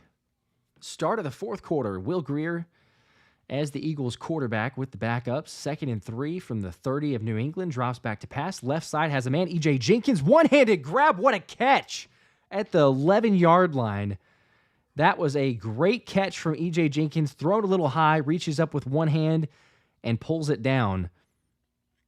And we talk about tight end 3 trying to make a move.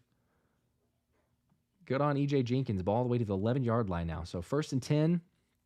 Eagles trying to score to tie it up. Hand off to TDP. Show some patience. Then a little power pushing forward to the 6-yard line. Maybe the 6.5-yard line. It's going to be a 2nd and about 6 yards. Could technically get a first down without scoring. But ball at the 6.5-yard line.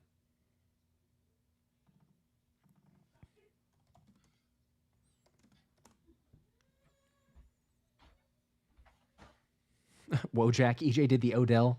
Maybe not quite as good as Odell, but it was a one-handed catch, so we'll give it to him.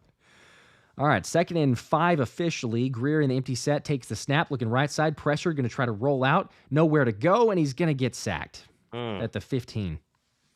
They're marching. I gave your stream a refresh here really, really quick. All right. Boy, I thought he could have thrown it in the flat there, just kind of jumping in. And pretty good coverage at the bottom of the formation, though. Watkins didn't really have much, and Gotta wasn't really open, but another sack. All right. Come on, Grier. Yep, 3rd and 15. Give us points. See if you can get something. 1 on the play clock, and they're going to have to take a timeout, I believe. All right. Well, that's twice now that has happened. Or a flag. Surely they got the timeout first. Nope, delay game. Wow. Sick. I mean, come on. It's a preseason game. Let's get the calls in. Man. Something. Okay, 3rd and 20. All right. So Jake Elliott, obviously, probably coming in here. Not a lot of plays for your 4th-string quarterback on 3rd down and 20, I would think. But yeah, I highly doubt. Here we go. But we'll see. It's a 3rd and 20, ball on the 20-yard line. Greer in the empty set takes the snap, 4-man pressure over the middle, and it's high, incomplete, intended for his man there. 43. I think is that Jacob Harris again? Solar Shockwave says, Thomas, go back to the bathroom. They were great when you were gone. I was not in the bathroom. I was filling up my water again. I need to get a bigger cup than this. It's a little too small. I drink it very quickly. The little glass cup there, yeah. Get you the Bubba keg. It's intended for Folsch, by the way, the new tight end. We're talking about potentials for battling for that tight end 3 spot. But Jake Elliott now 48-yard attempt, or 38, yard attempt. Should be good. Snap is good. Hold is good. Kick is up and dead center, perfect. Baby. There's 3. Dead center. No worries from the old kicker who struggled last week and almost cost us that football game. But all right, well, the Eagles are a touchdown away from covering the spread, right? Which is, for some people who might be watching or streaming the game, yeah, and honestly, we could even just take a field goal and lose by 1. I don't know why you'd kick a field goal, but it's Eagles +3. So that's a good point. It's a good point. I guess the odds makers perhaps knew that Kenny was going to play so terribly because they had the Patriots as favorites. I guess. Yeah. What are you gonna do? What are you gonna do? I will say, I'll enjoy whenever. Not that this does what this, I guess, says about me, but I'll enjoy whenever there's potential bets to be placed on like starting lineups and guys that actually matter. So that'd be fun. That would be very fun. Also, speaking of. You might be saying it too. I was going to say quick plug for the fantasy football. Okay, that's exactly what I was going to say. That is perfect. A good segue for the fantasy football league. I know lots of people have been asking about it, but yeah, we're going to be doing the fantasy football league, and Thomas had a fantastic idea. Just a little bit of a shakeup from last year because it was kind of chaotic. Let's be honest. Trying to align both leagues and make sure that both are fair, and then the winners of those play each other in the final week, and it's just a mess. So basically, we'll have 2 16-team leagues, and you and I will be in both of those. Right. And then it'll be $100 or $105 entry. And I think, did we do winner take all, or was second place get something back? I can't remember now. Second place would at least get their $100 back. Okay, yeah. I think second got a little bit. But that way, there's 2 separate leagues, and so the winner of one league is the winner of that league, gets the money. Winner of the other league, same thing. And Josh and I can be in both because I was in one league and Josh was in the other. Josh and I didn't get to kind of be with everybody. And so if you're in one of the leagues, you'll be with both of us, and we'll all get to play. So it's a $105 entry. That's why we do it so high, because we really want people to be serious about it. So, the more money I want to spend, take your money, quite honestly. I would love to last win. year. It'd be fantastic. Yes. So but it wasn't rigged. No, it was done through a public domain. It was following all the rules. But Very yes, true. It'll be fun. We'll have more details. So for people that are interested, I know we've gotten some comments, but we'll be posting to our channels, in the videos, community pages, all that. So it's going to fill up pretty quickly. It's going to fill up quickly. We're going to have 2 leagues. If there's enough demand, maybe 3. We'll see about that. But for sure, 2. We had a lot of demand last year. We had a bunch of fun with it. So it'll be fun. And it'll be a set draft day. So it'll be like we are drafting on this day for this league. If you can join, you have to be able to make the draft. Is kind of how we're going to do it. So that'll all come, later on. We like to wait till after the 3rd preseason game. That way, your first round draft pick doesn't blow out his knee the final week of training camp, which would be bad. So, yep, that is the plan. As it looks like they're about to kick this one off. But first, a shot of the McCourty twins. Thank you. Did you know they're twins, Josh? They look exactly the same. In case the broadcast hadn't made that very clear. In case we hadn't seen or known by now, is the return is going to be a big one, up to the 30, the 40, the 50, the 46-yard line of Philly by Wallace. And that was not good kick coverage from Michael Clay's group there. Yeah, well, what are you going to do? I'm thinking Josh is a twin. He's a twin brother. Looks very similar to him. So you and your brother could pull off the McCourty twin broadcast look. Just, Yeah, well, probably say a lot taller. Yes, true. The thing that I was thinking about, though, and I not really getting to listen to it, obviously, because we're doing this, I'm curious how it sounds Ow! because Oh. you might be ahead. I was almost Okay. intercepted by Josh Jobe. He had a chance there. I'm going to get this play, Sorry and then I'm going to refresh. to jump in front of that one. We had an injured Patriot on the field as well. Oh, man, Okay. I thought Josh Jobe would jump that route. He did a pretty good job trying to, though. Wow. Yep, I'm seeing it now. Right side throw, Josh Jobe lunging for it, misses. And is it Jackson for the Patriots down? Josh Jobe's a little bit shaken up. It almost looks like he maybe got the wind knocked out of him, landed on the ball. We'll see. Hopefully, nothing too serious.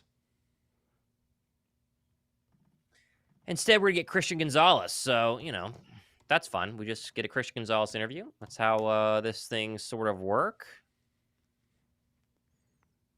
Good old preseason football interviews. There's only so much you can ask guys during the preseason. It's like, hey, what do you think about the regular season? How do you feel about the team? You ready for the regular season? I'm ready, man. To getting back? Exciting. You want to share any secrets with us here on national television? I haven't gotten an update on the injuries yet, so yeah, they're not even panning to the field, which nope. Again, like hopefully that means it's not serious, but they're just continuing with this interview, so I don't know.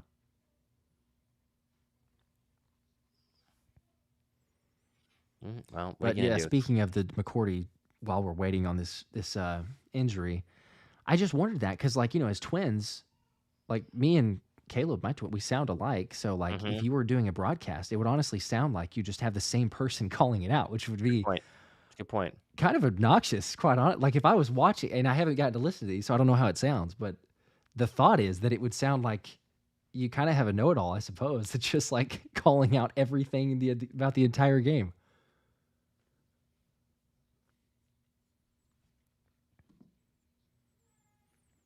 Appreciate you guys hanging out with us as looks like we're about to come back to the action now. I want the commercial break. Nope. Let's see. Yep. Yeah. Hopefully Jackson's okay. He's holding his left knee. Yeah, I'm in a commercial break, so I am not up to date. Bob Paul says, thanks for the play-by-play, you guys. I don't do commercials anymore. It's play-by-play and the game on TV, the voice off. Works for me. There you go. That's the ultimate way to watch, right? You sync things up, you watch the game, you listen to us. You don't have to worry about Patriot broadcasters or, annoying NFL game day broadcasters. That's kind of the whole goal. So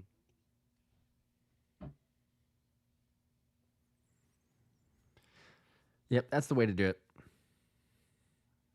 By the way, appreciate all you guys. Still have 1,200 diehards with us. I mean, you know you're a fan. You know you're into it and committed whenever we're talking about fourth quarter football and the second preseason game with the fourth string quarterback in. At least for Philly. So we appreciate you guys hanging out. If you haven't, hit the sub button. Got a lot of great content, even more for the live streams. As awesome as it is here, it'll certainly be more lit during the regular season. So,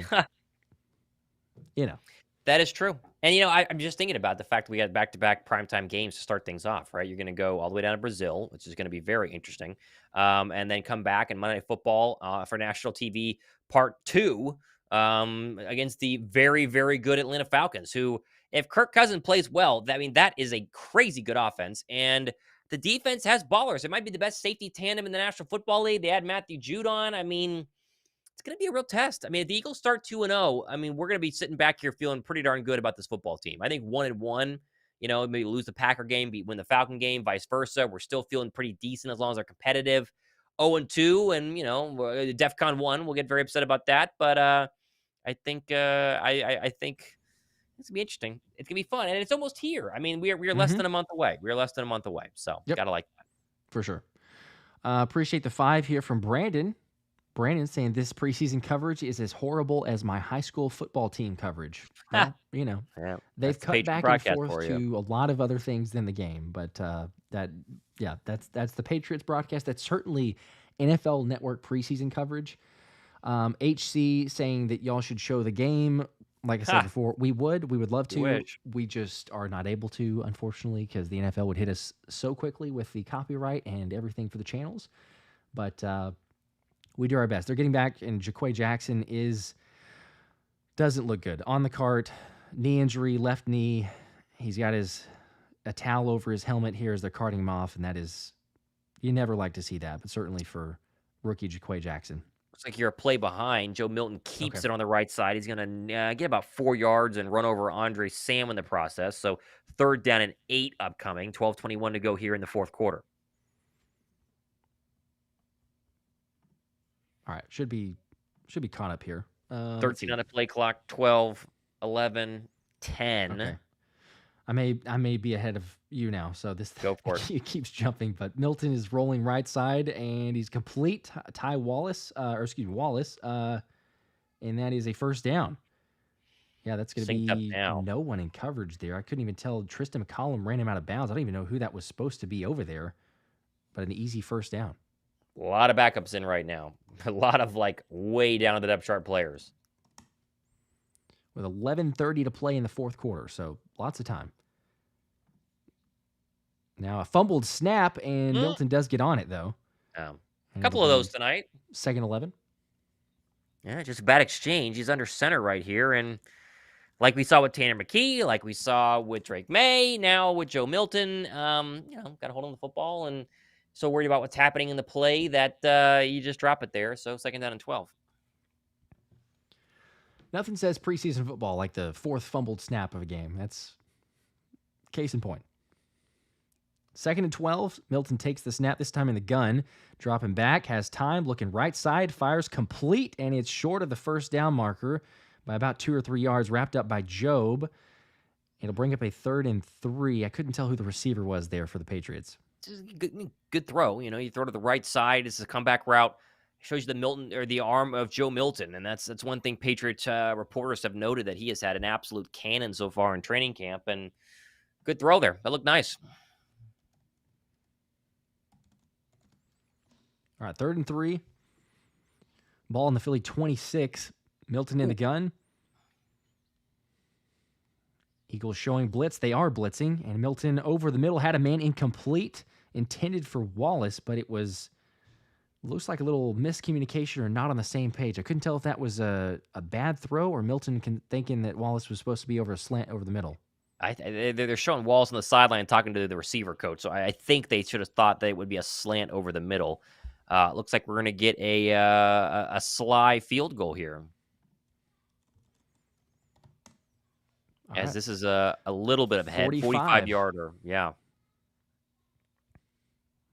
So Sly with another chance here to put him up by 7. And the snap is good. The hold is good. The kick is up, trailing left, and he just sneaks it in. It's good. Yeah, you got it. There you go. Well, 10-10 to go. 7-point ball game. The Eagles need a touchdown very, very badly. As I would refresh your stream, Josh. Yep. As WYD says, take Job out, dude. I think he's probably at the very bottom of the cornerback depth chart, so I don't know if you can... If you could do that. Chad H says, I pray none of these players touch the field during the season. Yeah, that would be an indicator that times are a little bit rough if any of these players are playing. If they make the roster, is going to be one side of things. So is what it is. We can't hate on too much though.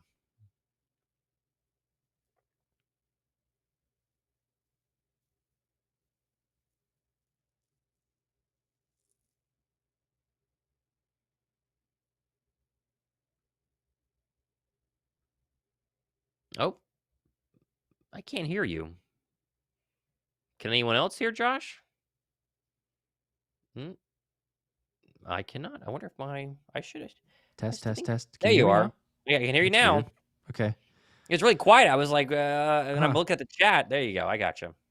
I don't know if I got like a bad plug in here, but I just unplugged and plugged it back in. I was actually fearful, so I had it ready to hit mute if we had another mic issue 2.0. Yeah, but yeah. Okay, well, I'm back. I don't know what that was. That was weird. Hey, Victoria says, "How has Ainias Smith been today?" Pretty much irrelevant. He's not done much, so that's been a common theme, I would say. But The Echo Provider says, "Dear Birds, my AFL team stinks. Please don't break my heart like these fakes over here. Go Birds, go Rangers. Bleed green." Okay. How can we out-of-market fans watch all the Eagles games this year? Pimp Juice, you got to buy NFL Sunday tickets, so you drop like $400. It's not cheap. is not cheap. But that's what we're going to do. So, up to you. Or you just watch us. That's true. Jason says, I got the next round of Eagles cards to send your way, Josh. Heck yeah, man. Send them on. There you go. Would love to get those and, check out what those are. Maybe give some away. Heck yeah.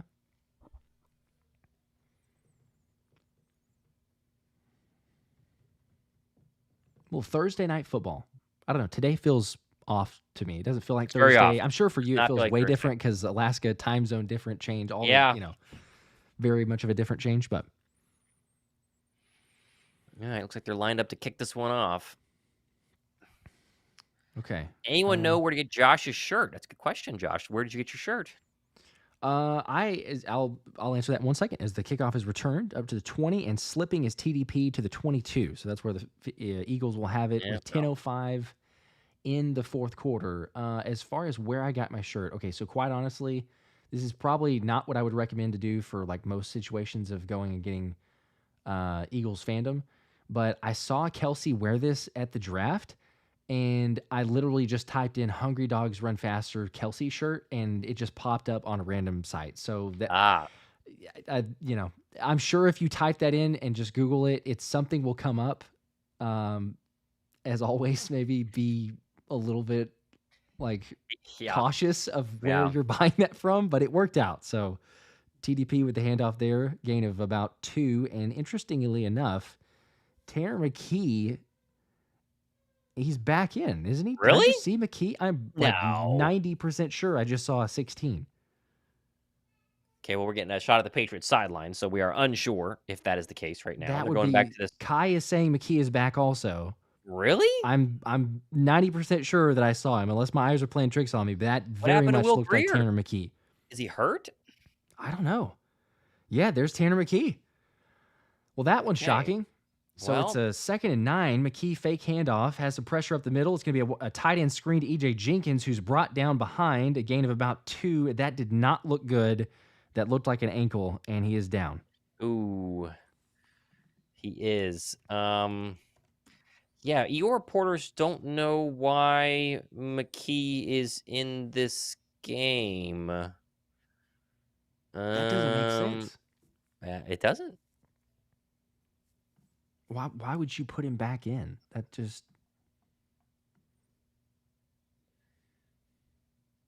Yep, he is. He's going to finish this football game. Okay. Man, poor E.J. Jenkins here, though. This is a bummer. He's trying to make this football team, and he goes down awkwardly on that ankle. 9:14 to go, fourth quarter. Yeah, I kind of get rolled up on with a tackle from behind, but Wojak saying so many guys dropping. Yeah, there's been a lot more injuries in this one for sure than it was the Baltimore game. Kai, I appreciate it too. You were saying McKee was back, and I needed some verification first. Just stunned. I was in disbelief. All right, well, maybe they just want to win the game. You got to put them in and try and win the game. Maybe that's the case. I don't know. Sirianni put half the salary on the spread. Maybe you just go out there, guys. I need somebody covered. Got to win this game. Get me a touchdown. We've just not seen the likes of a broadcast that shows the broadcast individuals like the Patriots does with McCourty twins. They're having fun. They are loving it. They're absolutely loving it. Okay. They're still showing the sideline. It sounds okay. There we go. I was gonna say it sounded like EJ Jenkins had made his way off the field. At least got up. Yeah. So hopefully nothing too crazy, but there was a lot of pain and on the ground for a while. 3rd and 6, 9 minutes left in the fourth quarter. Tanner McKee is miraculously back in the game for some reason. And he's going to take the snap, pressure coming in a blitz, has a little time, looking to the left side. He had a man, but he overthrew him. Ainias Smith was at the sticks and would have been a first down, but incomplete. Yeah, and he was open too. We harp on Ainias Smith a little bit so far during training camp and preseason. He's not been very good. That was a speed out, and he was pretty open. McKee just threw it over him. So what are you going to do? But 4th down and 6 and 8:54 to go here in the third quarter or in the fourth quarter.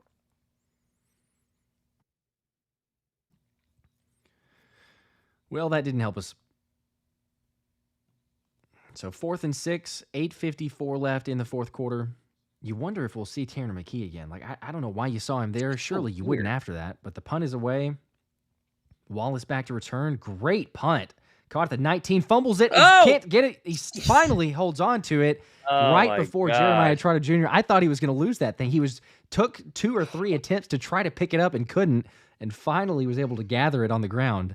He's the panic that must have been going through Wallace's head just to try to hold on to this football, and he barely does, and then he tries to. Will Shipley was first down there as a gunner, and Trotter Jr. was very close to coming up with that fumble as they're all, getting their special teams running. Man, Will Shipley was coming in quick, but hey, he didn't get to return it, so we will take it. Also, EJ Jenkins did run off under his own power. He's in the blue medical tent, but that is good news in terms of his potential health. So solid stuff there. Okay, that's good to know. All right, 1st and 10. Milton back under center. Takes the snap. Busted play. Was looking for his runner. Nowhere to go. Now he's going to try to roll out and throw it somewhere. He's got a deep shot, actually. A man there and broken up at the last second at the 50-yard line. Tristan McCollum with the hit on Wallace. That was a strange-looking play. Ends up running back completion. Went left. Milton went right on his play fake and still was able to throw this football. It seems like this is a passing play, so this should have been a play action due to the way the blockers are looking. Zach McPherson in coverage here. McCollum comes to clean things up. Good job by the Eagles secondary there. 2nd down and 10, but broken play. It didn't really go anywhere. All right, 2nd and 10. Milton in the gun this time. Blitz coming from the Eagles. They pick it up over the middle. Had a man incomplete, dropped. And that was someone probably deep on the depth chart that I have no clue who that was. 46, LaMichael Petway. Oh, okay. So there you go. Yeah, fan favorite, LaMichael Petway. 3rd and 10 for New England. Boy, the clock keeps stopping. They're trying to make sure we go to bed late tonight here. Fast 3rd quarter, slow 4th, and we get a lot of Drake Maye shots on the sideline. They're give Tanner McKee trying. Another chance. Milton in the gun, takes a snap, 4-man pressure. He's starting to get pressured, now steps up, has some room to run, up to the 20, and tries to bowl over an Eagles defender, but gets stopped. Tristan McCollum and Ben Van Suren stop him 3 yards short of the line to gain, 4th down. Yeah, that's a big quarterback to hit at full speed. McCollum came up and laid down the wood, but he paid for it here. Ooh, that looked like it hurt. He's okay, though. Van Sumeren helped as well as Milton popped up and yelled something probably not safe for work there to Tristan McCollum, but 4th down and 2, clock will dip below 8 minutes, and another punt. So punts are happening quite a bit here in this fourth quarter for both sides. There you go. Alexander Harris just got off work. Did any starters play? The offense did not. Most of the defense did not, but there were a couple. Bryce Huff, depending on who you think your cornerback 2 is, Isaiah Rodgers and Kelee Ringo both played. Your linebackers, because we don't know who the starters basically are, but none of the starters on the offense. Oh, excuse me. Yep, none of them right now. It has not been that has not been the case at all. You know, Tristan McCollum has been playing well, and he got a little bit banged up. I think he's fine, but considering where he is on the depth chart and when he gets in, I mean, he was physical. He was playing well in the Baltimore game. He's made some hits here. Yeah. He broke up the pass and also made the stop on Milton in the run. Not too terrible. The Patriots will punt it away. 7:48 to play in the fourth quarter. This is a punt to the left, a little short, rolls out of bounds at about the 30-yard line or so. We'll call it the 28-yard line of Philly, and that's where they'll have it. We'll see who the Eagles' quarterback is. Wojak Horseman says McCollum looks like he belongs in the mix, would rather keep him than Bradbury. That will be a conversation I'm sure people will have. I think McCollum's for sure a practice squad player at safety, just from a depth perspective. But yeah, it's been interesting. It's been an interesting night for those quarterbacks you mentioned. They're showing Will Grier running for his life, showing Tanner McKee running for his life. Well, sorry, that was Kenny Pickett. Maybe Greer's hurt. I don't know. Let's see who comes out here. They haven't showed us yet. It's Tanner McKee. Okay. I would love to know. I haven't seen anything. You know, I'm curious if Twitter has anything. I haven't seen anything yet, but McKee, fake handoff to TDP, looking left side, has good protection, fires a deep shot, and it is complete. Good pass there to Joseph Ngata, the favorite target of Tanner McKee for a gain of about 15 yards and a first down. He's been the best receiver on the football field for Philadelphia as well. I mean, this is just a deep out. McKee's got to get this ball up over the corner, sitting in the flat. He's able to do it, and a nice throw and catch there. A good gain of probably 13, first down and 10, and Philadelphia gets this drive going, down 7. Like my guy Drew says, McKee has good decision-making as opposed to, the other guy we won't name, but that he's competing with. McKee, fake snap or fake handoff here, getting a little bit of pressure, going to step up, try to buy some time. Now rolling right and just going to throw it out of bounds.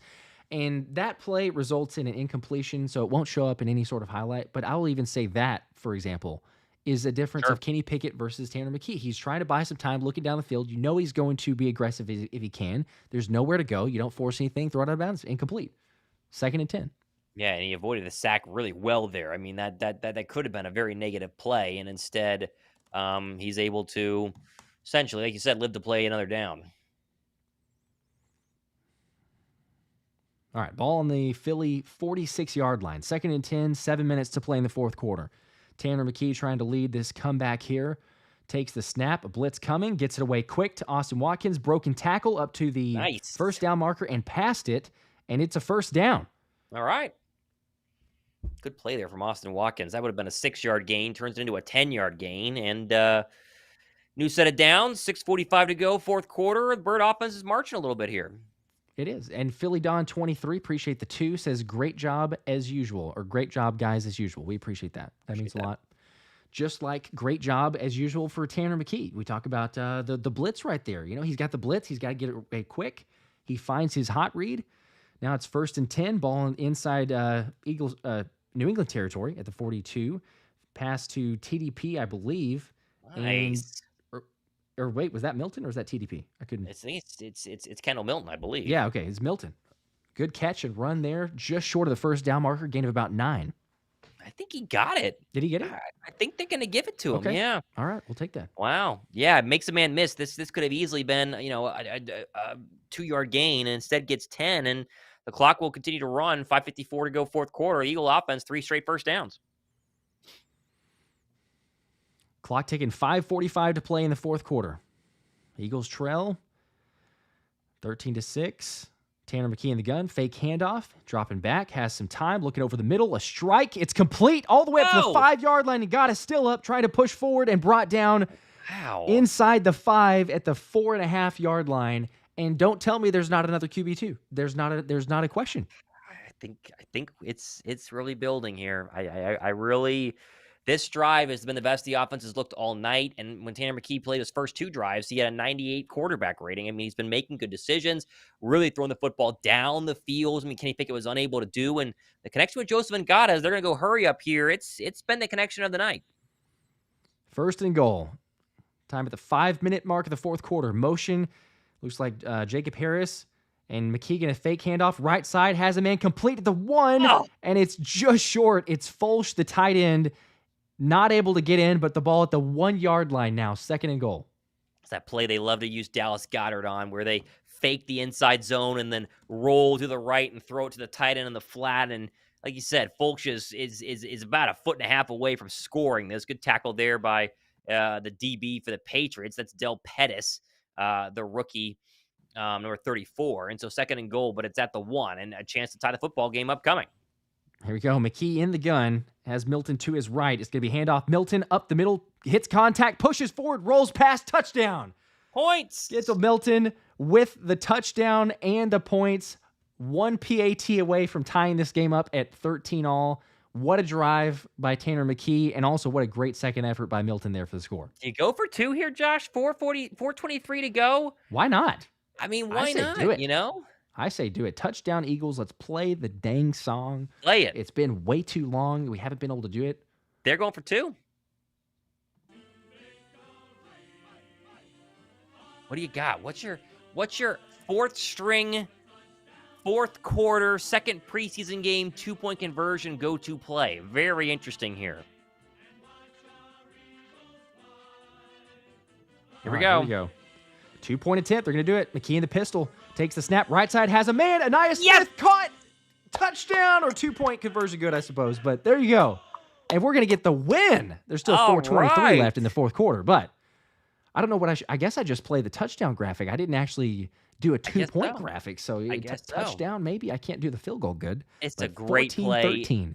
Great play design. It's a quick snap to McKee's in the pistol, and all they're asking Ainias Smith to do is run to the corner here and get across the goal line. And McKee takes basically one step, turns to his right, and rips this football about 15 yards in the air to the right side of this pylon. And it's really, really well done. That's a great 2-point conversion and a great drive by Tanner McKee, who will be getting a lot of quarterback 2 questions, I would say, the next couple of days. And Philadelphia is a 1-point lead. How about that? I mean, it's almost impossible at this point to make an argument for Kenny Pickett. Like, because before you'd say, well, he doesn't have the O-line. The O-line's not really blocking for him. He doesn't have the weapons. He's got all these other, just excuses, basically. But what we're seeing from Tanner McKee, it's the same squad, if not some other guys coming out, so it doesn't even have as many weapons. And he's able to maximize that. Like, the offense looks like there's somewhat of a challenge. Like, they're going to challenge you. They're going to test the defense. And we haven't and didn't see that from Kenny Pickett. So I can't envision that there's going to be there's at least got to be a controversy at this point. Despite what we may all think, the thought would have been, that the Eagles are not going to move forward with that. But we'll see. Eagles leading, though, 14-13 as they're going to kick this one away. And it'll land in the end zone or caught in the end zone, but it will be returned and up to the 10-yard line. Now the 15 is Wallace, cuts to the right side, trying to make a man miss, pushed out of bounds at the 17-yard line, looks like, by, couldn't tell who that was. All right, so 4:18, you can't afford a field goal. And, just play some defense here, try and stop Joe Milton, and get out of preseason 2-0, huh? I would say so. Daniel, I understand. Yes, McKee is R2, says no controversy. But I'm just saying, in terms of the Eagles organization, I think it's going to take quite a bit. May still be enough right now, but I'm just saying quite a bit for Howie making that trade to be like, well, he's not the QB2 for Pickett. But Milton pressured, and he's going to go down. On the first play, a sack, and that one is going to be the Hunter, Jalyx Hunt. Wow. Get to play the little sack icon, too. It's perfect. The dude keeps showing up.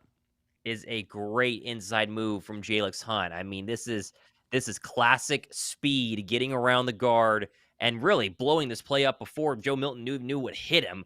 A loss of 7. That is very impressive. Very, very impressive. Second and 17 now. Takes the snap here. Milton has a man. It's dropped incomplete. A screen was set up, and there was some room for Jennings, looks like, but incomplete with the drop. All right, well, 3rd and 17, 3:44 to go. Both teams have 2 timeouts. You got to figure, you get the football back, you get a couple first downs, this ball game's going to be over very quick. You got to love it.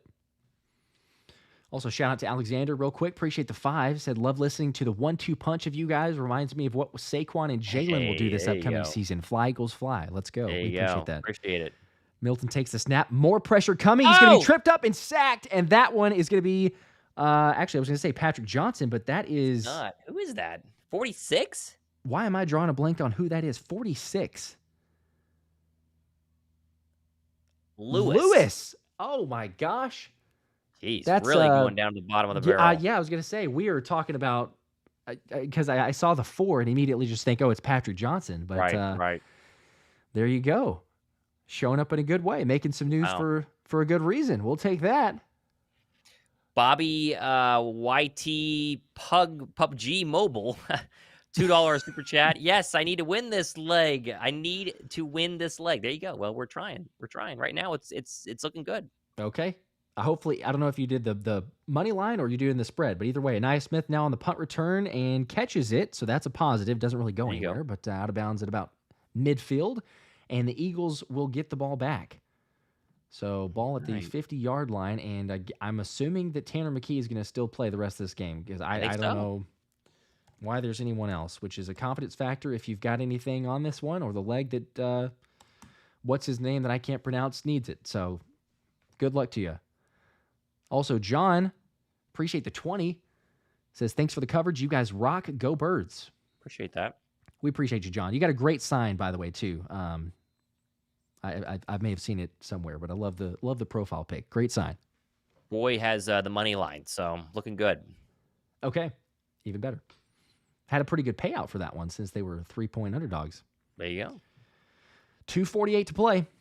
Got to hold on for this one. Ball technically at the 49 of New England. Mekhi going to be handing this one off, this time to TDP. Shows some patience, maybe too much patience, but really not a hole to go. So brought down after a gain of about 1 or 2. Second down. It was Booker on the sack, not Jalyx Hunt, by the way. So we got that one wrong. I thought for sure that it was Jalyx Hunt. But Drew, no. Yep, I see several now, people. Sorry. Thank you, guys. 59, yep, calling it out. We were so ready to give it to Jalyx Hunt because I immediately, same thing. I saw it and I was like, yes, let's go. But we try our best. This is preseason, so, we have some mistakes as well. It's like we have a timeout, as you expect from New England. They got one left plus a 2-minute warning. Yep. There we go. Play the graphic.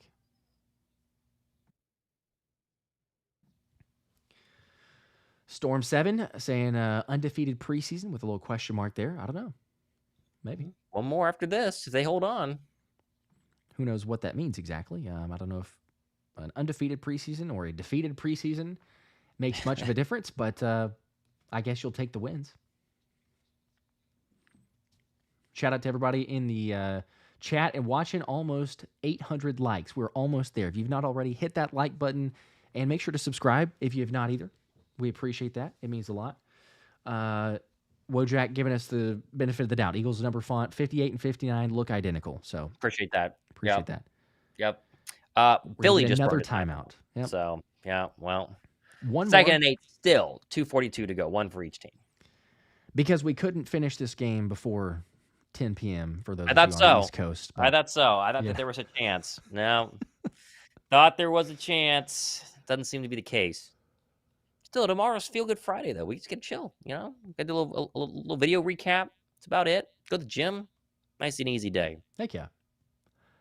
Reese's Buff says you guys are more entertaining than Bick and Joe on Fox. Go Birds. There you go. Appreciate that.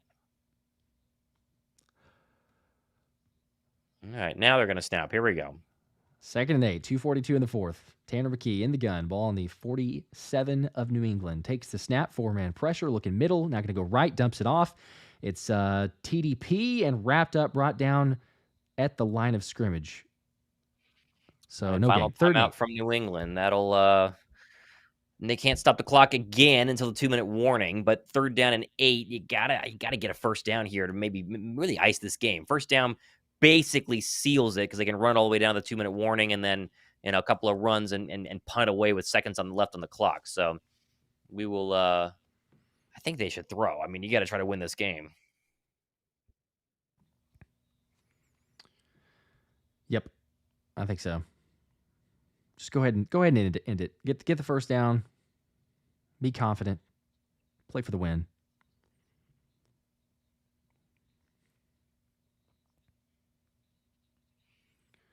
Drew is saying here, I don't know if this is on the Eagles broadcast or if this is just a past report, but Drew is saying Dave Spadero reporting that the Eagles really love Kenny Pickett. So, okay, well, I'm glad somebody does. Cool, good for you guys. Maybe there's others that do. McKee going to take the snap here, 3rd and 8. He will throw. Ow! Looking left side, going to take a deep shot, and it's caught, but it's. I don't know if he got it 2 feet down. They're going to rule it out. Jacob Harris.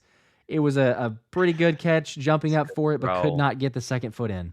This is a great throw. Let's see. 1 foot down. Yeah, that second leg is kind of caught in the air, kind of hanging off the right side of that Patriot defender. That's legal in college. It won't go here. And 2:32 to go. Down 1. Patriots get a chance. Joe Milton to be the hero.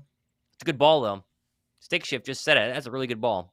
It is. And also, I appreciate Chan's. It says, Dave can report, I love my step-parents, too. Don't mean it's true.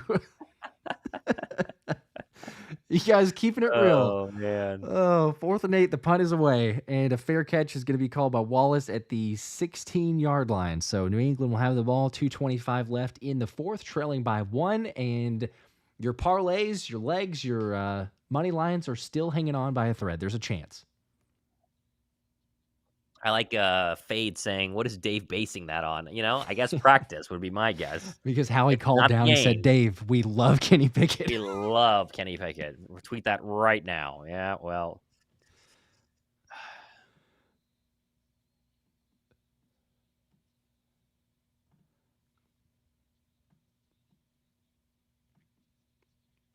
All right.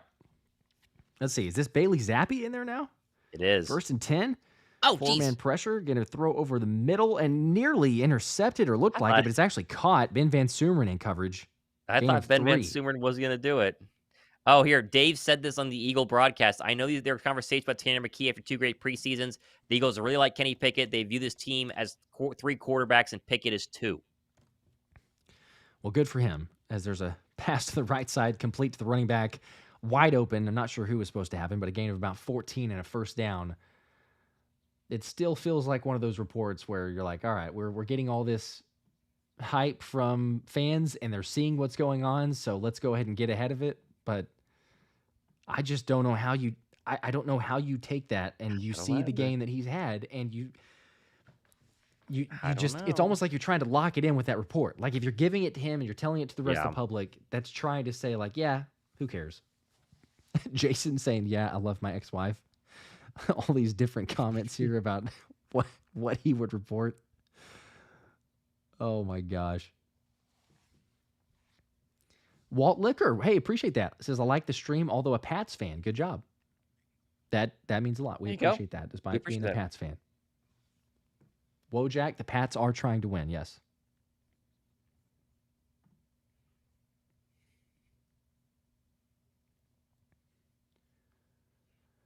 As we're getting there, slowly but surely.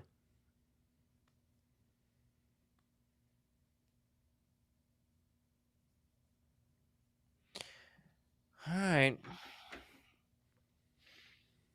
Getting close. 9:54 in the East Coast. See, they wrap this one up here pretty soon.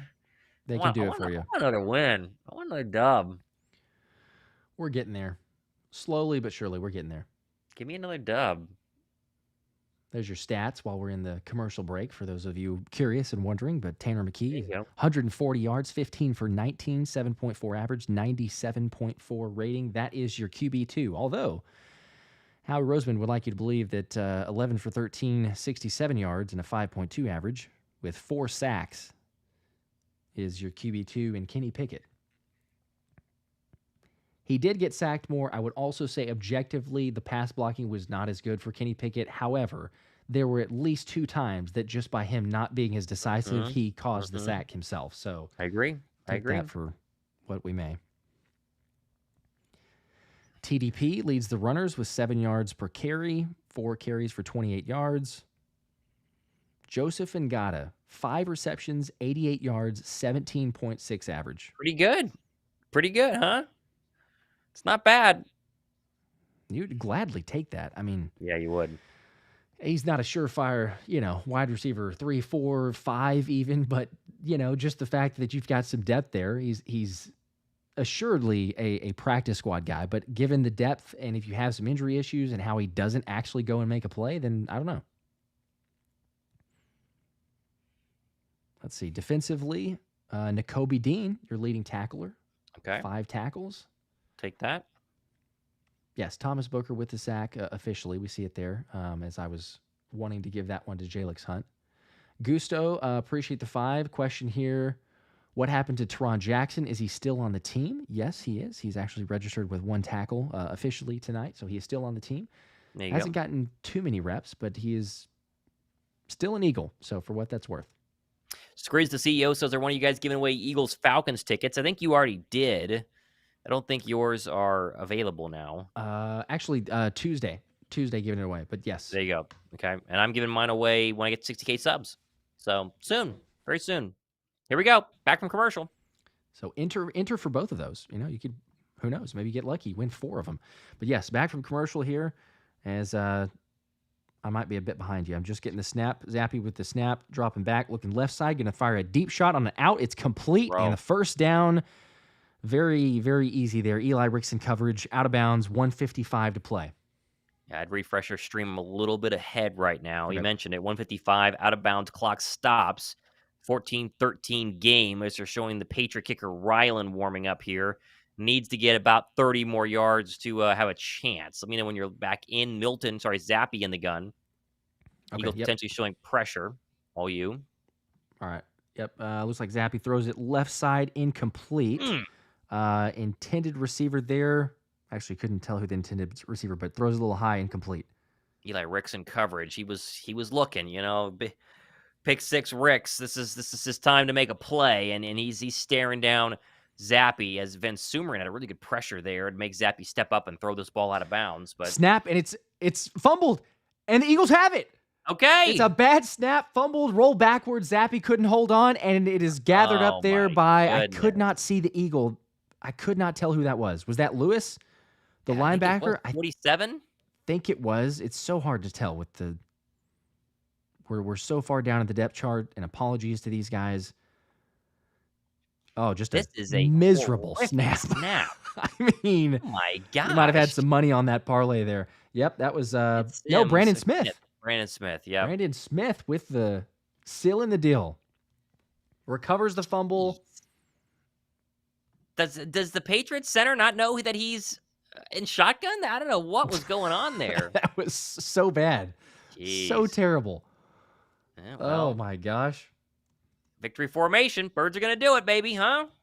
Another game won off a fumble since Storm 7. Yeah, that's what happened.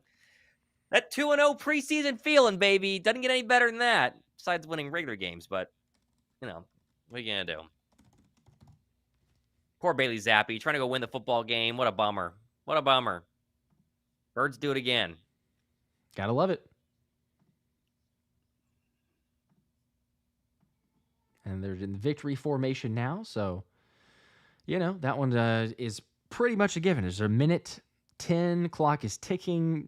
New England out of timeouts. Should just be 2 more kneel downs, and this one is over. All right. How quickly does a reporter ask Nick Sirianni about Tanner McKee versus Kenny Pickett? That TBD on tomorrow's show.